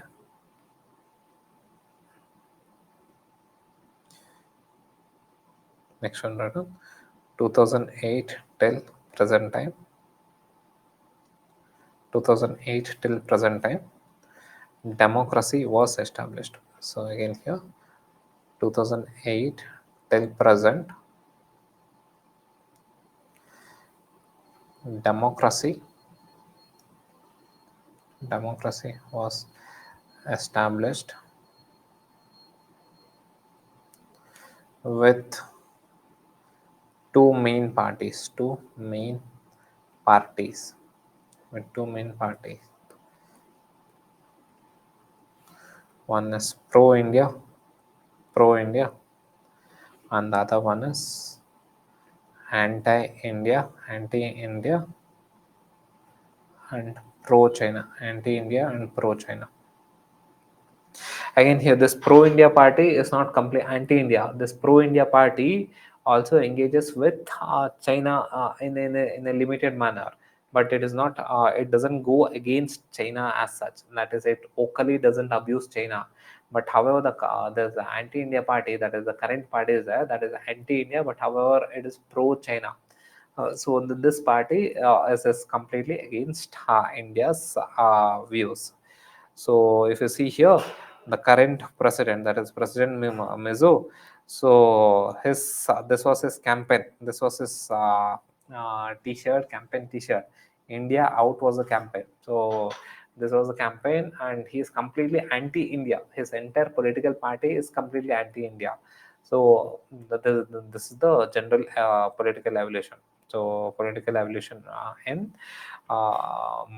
Maldives. So next, write down.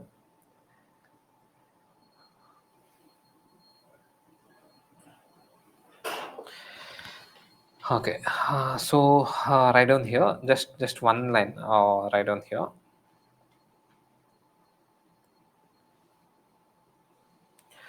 Currently, currently, yeah, write down here. Post 2023, Maldives has anti-India party, anti-India political party,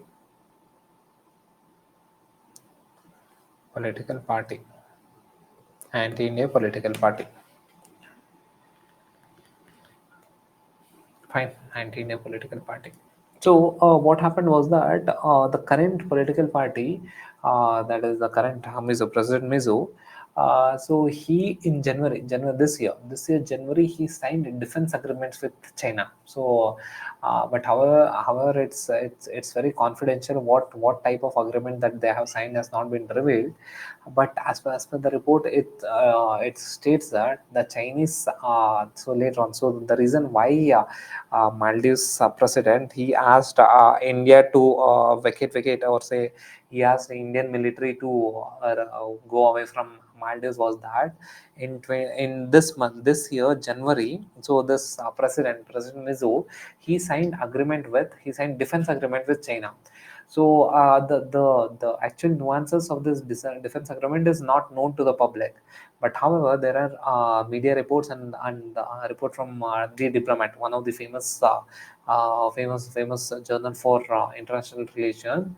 So it says that that is through this defense agreement, China has sealed one agreement where China in later part would start deploying their military in Maldives. So again, this is a big concern for us. If China allows, if Maldives allows China to establish their military in Maldives, it's a big concern for us. So. However, the January month, whatever the agreement that was signed between Maldives and China is not known. So hopefully Maldives should not allow Chinese personals, military personals to enter into Maldives. But however, as per the media reports, that's what they are saying. So let us see what happens in the future. So that's the reason why the current Maldives president asked Indian military to vacate Maldives. So this is the broad evolution of India-Maldives relation. Now let us see the convergence of relation between India and Maldives. Right down here, convergence of relation between India and Maldives. Convergence of relation between India and Maldives. Convergence of relation between India and Maldives.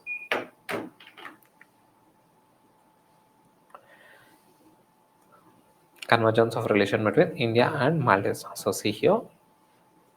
So this Maldives is an island country. So Maldives is an island country. So when we take up Africa, we will when we take up Africa, we'll see about this region. This is your Somalia region. Please see here. This green one is a Somalia region, and the Somalia region is infamous for pirates. You would have seen in movies and in documentary that pirates, they come into the ship and they attack the ship, etc. So the Somalia region is infamous for piracy.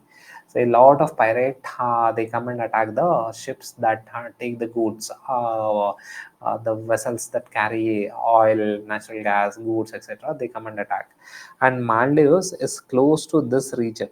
So, and India is the net security provider in this Indian Ocean region.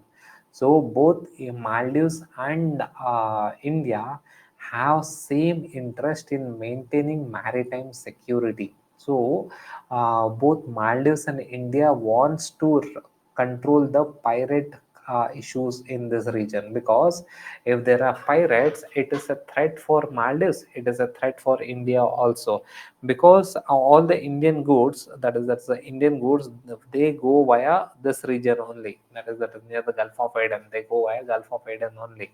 Similarly, Maldives goods also goes via the Gulf of Aden. So it is in the interest of both Maldives and government India to maintain maritime security in the region. Fine. So write down here security and defense cooperation. Security and defense cooperation. So here write down security and defense cooperation. Both both India and Maldives share mutual interest. Both India and Maldives share share mutual interest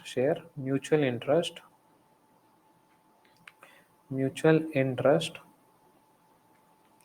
in maintaining maritime security yeah in maintaining maritime security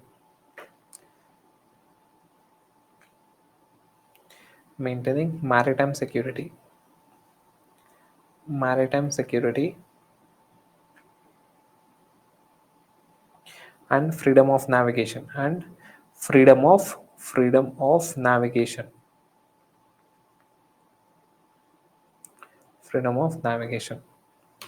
So that is both India and both India and Maldives.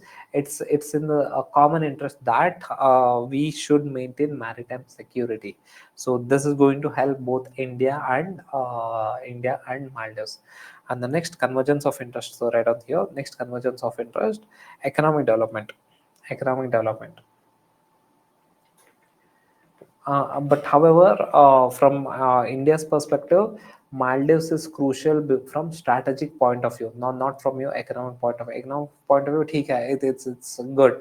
If we have more number of economic partners, it's good. But however, Maldives is always seen from the strategic perspective. That you have to keep in mind. So Maldives is not some tourist hub or say which would benefit either Maldives or India. No, from India's perspective, Maldives is a it's important from strategic perspective. Fine. So right down here, economic economic development, economic development. So economic and infrastructure development. The bilateral economic cooperation, bilateral bilateral economic cooperation, bilateral economic cooperation, bilateral economic cooperation and investments will benefit both nations, will benefit both nations.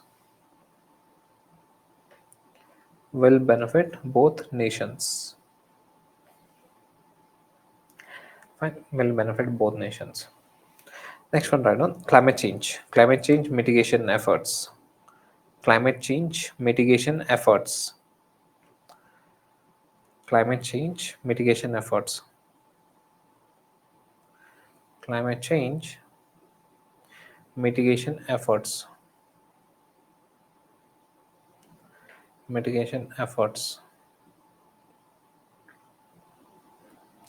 As both nations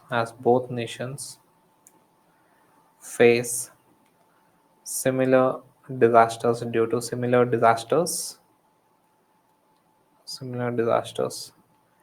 due to global warming, due to climate due to global warming, due to global warming. Okay, so joint climate change mitigation efforts will benefit both the countries because we are that is both India and Maldives face the same type of disaster, that is be it coastal erosions or say frequent sea surges due to sea level rise. That is both India and Maldives are facing the same consequences due to the global warming or say sea level rise. So both India and Maldives are on the same page to take the measures to control the global warming. So this is one thing, that is climate change concerns. So next one, right on. Next point, right on. Re, that is cooperation, cooperation, cooperation in regional groups, regional groups, regional groups, and global groups to to push to jointly push fine sorry to jointly push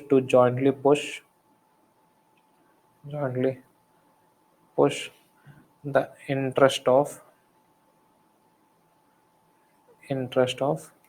global south, jointly push the interest of global south.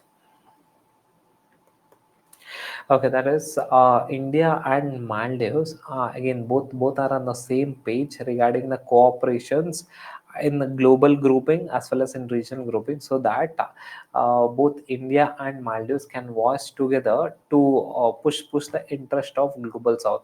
Again, Maldives is also not a developed country as such. Maldives is also a developing country. It's a part of global south. Maldives is a part of global south. India is a part of global south.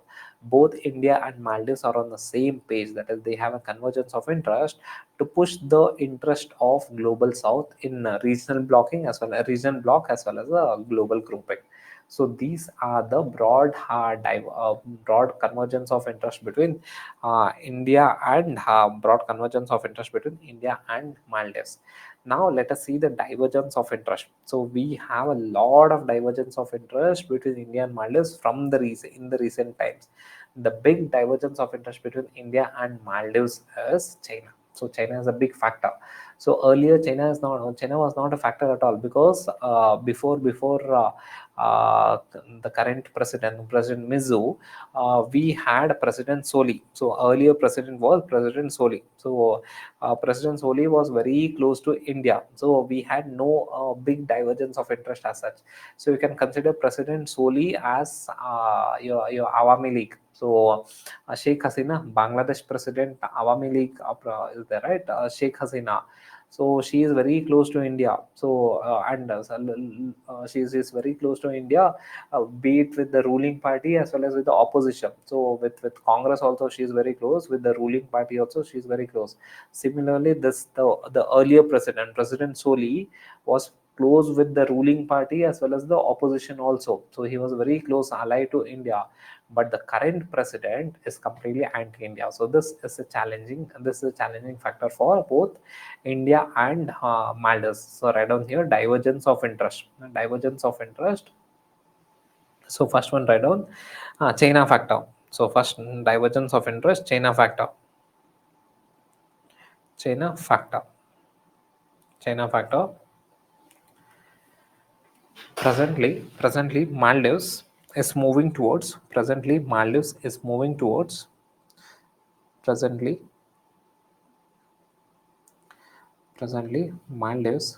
having close ties with. Maldives is having close ties, close ties, close ties with, close ties with China. China. Yeah, continue. Next line, continue. Maldives has participated. The current government, the current Maldives government, the current Maldives government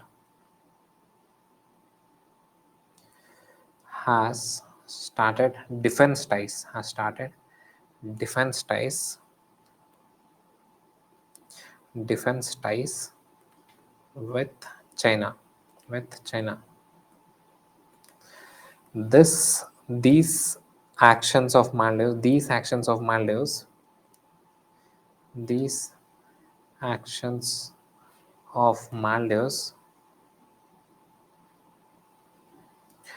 increase China's influence, increase China's influence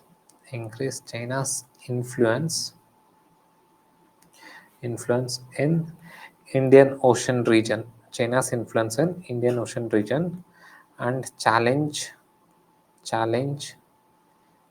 India's position, and challenge India's position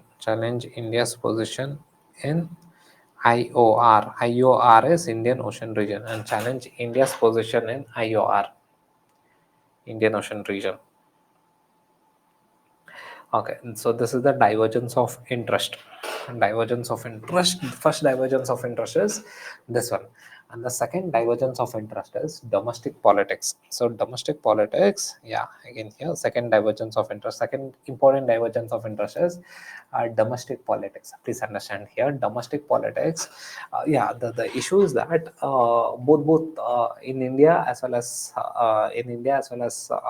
in Maldives, that domestic politics is not like very mature to understand the international relation as such.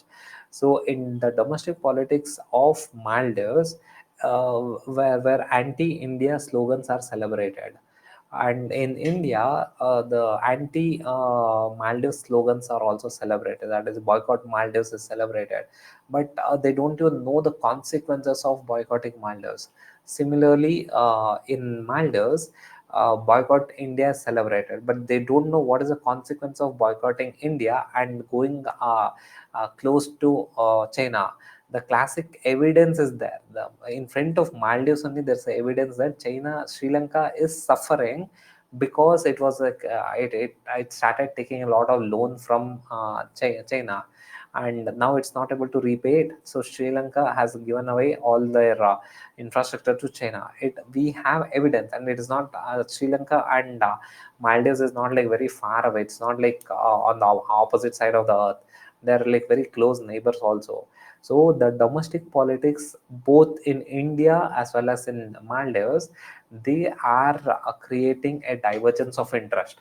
That is, India doesn't like anti-India slogans to be raised in Maldives, and similarly, Maldives doesn't like anti-Maldives slogan to be raised in India. So this is the issue that we are having as of now. So right on here, domestic politics, that's the anti, and no one is winning in this one. So in this anti India slogans in Maldives and anti Maldives slogan in India, no one is winning. Who is the ultimate winner over here?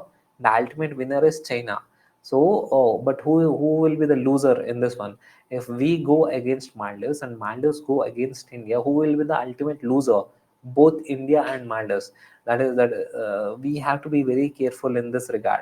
So Maldives is important for us from strategic perspective. And again here, India has not exploited Maldives. In fact, India has invested a lot of money in Maldives for development perspective. India has trained Maldives army. So in fact, India, like how India is training Nepal army, India is the one who is training Maldives army also. So India has never exploited Maldives as such. So it is a China who will come and exploit Maldives. That is like for sure. But however, this domestic politics is not matured enough to understand the long-term consequences. Just on keyboard, social media, it's they're doing it, and in domestic politics, just to win elections in Maldives, just to win elections, they are raising anti-India slogans. So this, in long run, will have a detrimental effect between on the India-Maldives relation. So this is what the domestic politics has to understand. So right down here, domestic politics. The anti-India campaign in Maldives, the anti-India campaign in Maldives, the anti-India, that is anti-India campaign,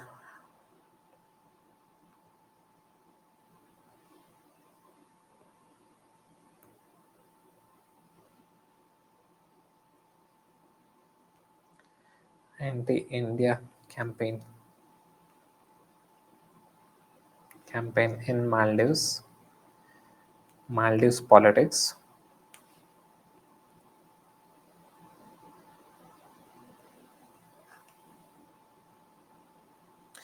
and boycott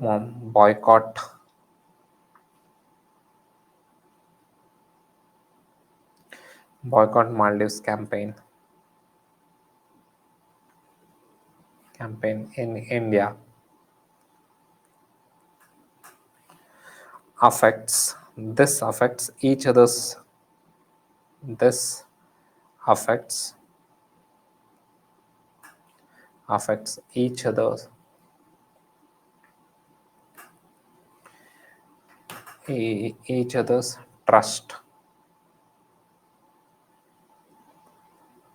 Each other's trust.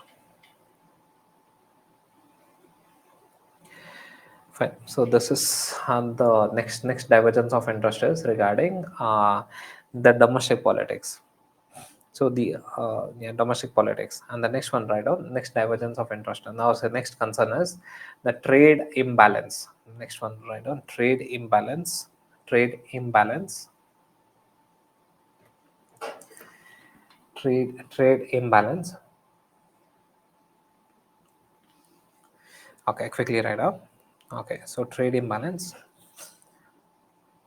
India has surplus trade with Maldives. India has surplus trade with Maldives.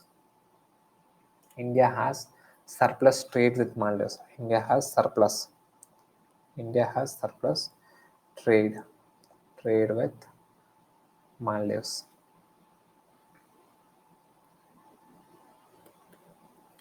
In the sense, Maldives has trade deficit. So Maldives has surplus means we are exporting more to Maldives compared to what we take from Maldives. So yeah, India has surplus trade with Maldives. Okay. Okay, so these are the broad divergence of interest. But however, the big divergence of interest is one is with respect to China factor in the recent times. So Maldives is moving towards China. India is not liking that, and anti-India slogans in Maldives, India is not liking that. Anti-Maldives slogans in India, Maldives is not liking that. So these are the broad divergence of interest between India and Maldives. So next item, way ahead, way ahead.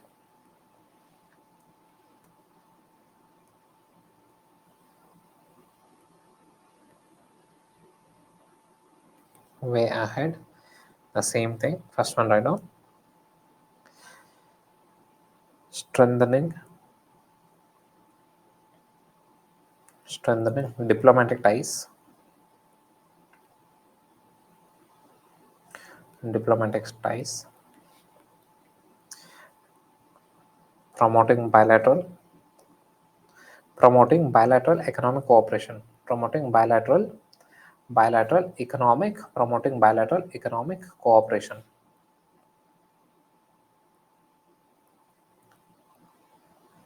bilateral economic cooperation. Third one, increasing people to people contact, increasing people to people contact. See, for almost all the country, how do you resolve, man? How do you say, we can see for be it Pakistan, Afghanistan, or any other country, if we have any divergence of interest, these are the measures. So this becomes the standard measures of engaging and resolving any of the bilateral issues between any country. We cannot go and start a war against Maldives, right? So we cannot do that. So yeah. Okay, so this is the way ahead. Okay. Okay, now let us start with India, Myanmar. So the last neighboring country, India, Myanmar. So right now, India, Myanmar.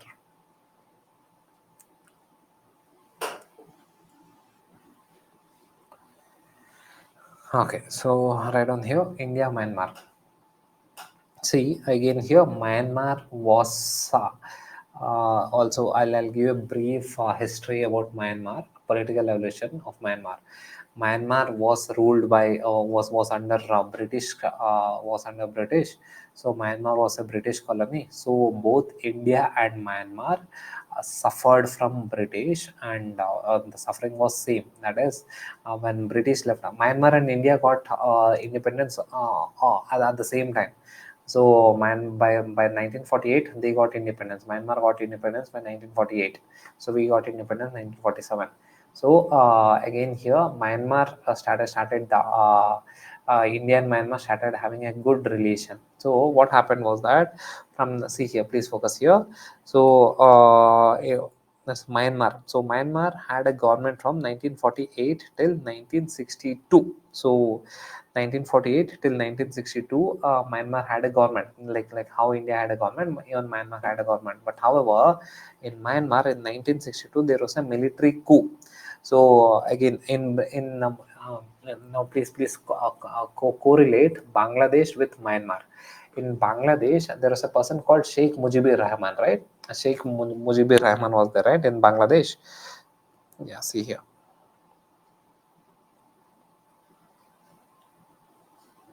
Yeah, I think you know this personality, Aung San Suu Kyi. Aung San Suu Kyi, you know, I think she is a very famous personality, right? Aung San Suu Kyi, I think most of you will be knowing. So this Aung San Suu Kyi, a Nobel laureate, yeah, very good. So yeah, so this Aung San, so currently in Bangladesh we have Awami League president, right? Awami Sheikh Hasina. Yesterday she came to India, right? Sheikh Hasina. So the Sheikh Hasina, she is the current president of Awami League Party. So similarly, her father, Sheikh Hasina's father, that is Sheikh Mujibur Rahman, played a very important role in Bangladesh freedom.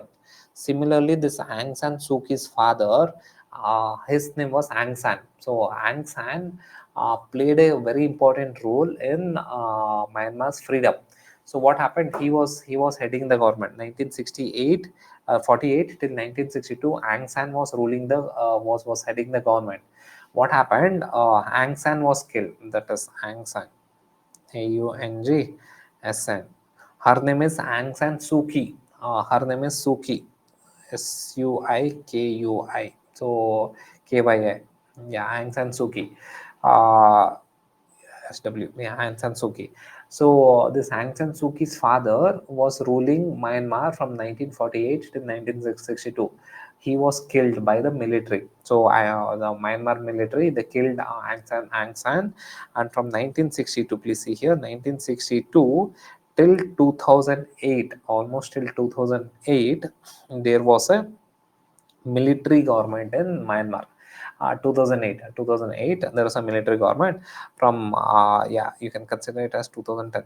The military government, the power of military government started reducing from 2008. So up till 2010 there was a military government, like full-fledged military government was there. One second. Yeah, so till 2010 there was a military government. From 1962 till 2010 there was a military government was running Myanmar. Then what happened from 2010 onwards? So here there was a protest. After 2000 there was a protest for pro democracy, that is for election there was a protest. In 2010 the military government decided that okay, we'll have an election.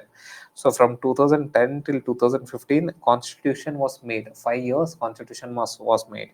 In 2015, again please focus here. From 2015 the government, again there was an election. So this Aung San Suu Kyi became the leader. So 2015 Aung San Suu Kyi got elected. Matlab she did not virtually get elected. So she did not really get elected, but her party got elected and she was virtually running the government. Aung San Suu Kyi was running the government from 2015 till 2021. So till 2021. In 2021, again the military government removed Aung San Suu Kyi. So they removed Aung San Suu Kyi. From 2021 onwards, we are having military government. Fine. And the good thing over here is that good thing or bad thing, whatever you can consider. So this military government is not against India as such. So, but however, Bangladesh military government was completely anti-India. But this military government is not like anti-India as such.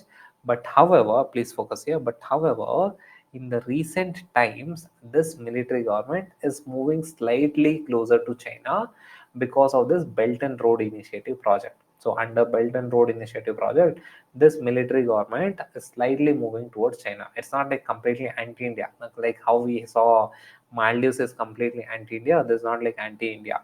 So in this period also, 1962 till 2010, in this period also, this military government was not anti-India. If you see here, so we are also having a close allies with the military government. See, at the end of the day, our interest matters. Whether Myanmar has democracy or they don't have democracy, that is their headache. Okay? So if Myanmar, whoever it may be, let Myanmar government be run by a democratically elected leader, or let it be run by a military government. It doesn't matter. So Myanmar government should support India. So that is our idea. So this military government also 1962 till 2010, whatever the military government was there, that was also kind of friendly to India. But however, we cannot tell it was anti-India, but here and there it was moving close to China. But currently the current government is there, right? The current military power is there, right? So currently the military power in Myanmar is slightly moving towards this thing, China as such. They have not openly criticized India, but it is moving towards China. So this is the current status. This is the current status of the India's that is the political landscape of Myanmar. So write down here of one line, write down political landscape of Myanmar. Political landscape of Myanmar.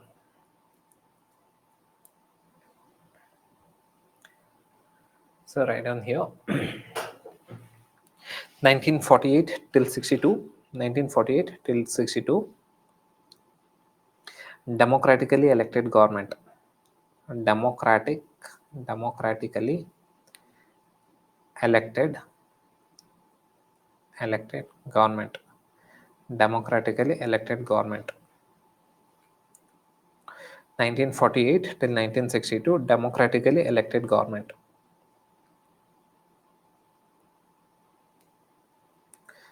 Democratically elected government. Fine. So 62, 1962 till again this democratic, this Aung San was there, right? Aung San Suu Kyi's father. So he was also close to India. So he was not against India. So this Aung San and Nehru were contemporaries. They were very close friends. Very close allies also. So the Aung San was very close ally of India. In fact, this lady, Aung San Suu Kyi, she studied in Delhi only. So because there was a civil war, she studied in Delhi only. I think in Delhi she is from LSR, Lady Sriram or Mirinda. I don't know. I think LSR College. So her family, her father and she are very close to India. Like how if you consider Awami League, Bangladesh Awami League, they are very close to India. She is also like her family is very close to India. So this Aung San, this democratically elected government also very close to India. So right on here, 1962 till 2010, military rule, military rule, military rule, 2015 till 2021, 2021, democratically elected government, democratically democratically elected government, 2021 till present time, 2021 till present time, military government, military government or military rule.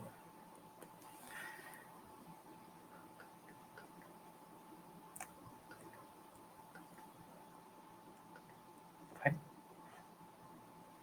Okay. So next write down evolution of India Myanmar relationship. Evolution of India Myanmar relationship.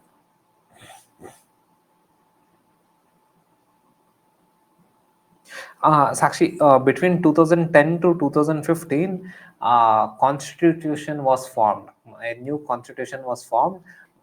Military government was ruling, but military government accepted that will frame a constitution and then we'll have an election. So 2010 to 2015, constitution was being framed.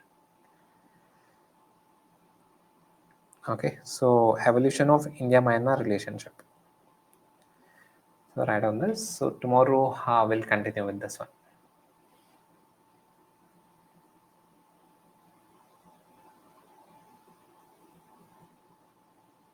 Okay, so chilla then. So thank you guys.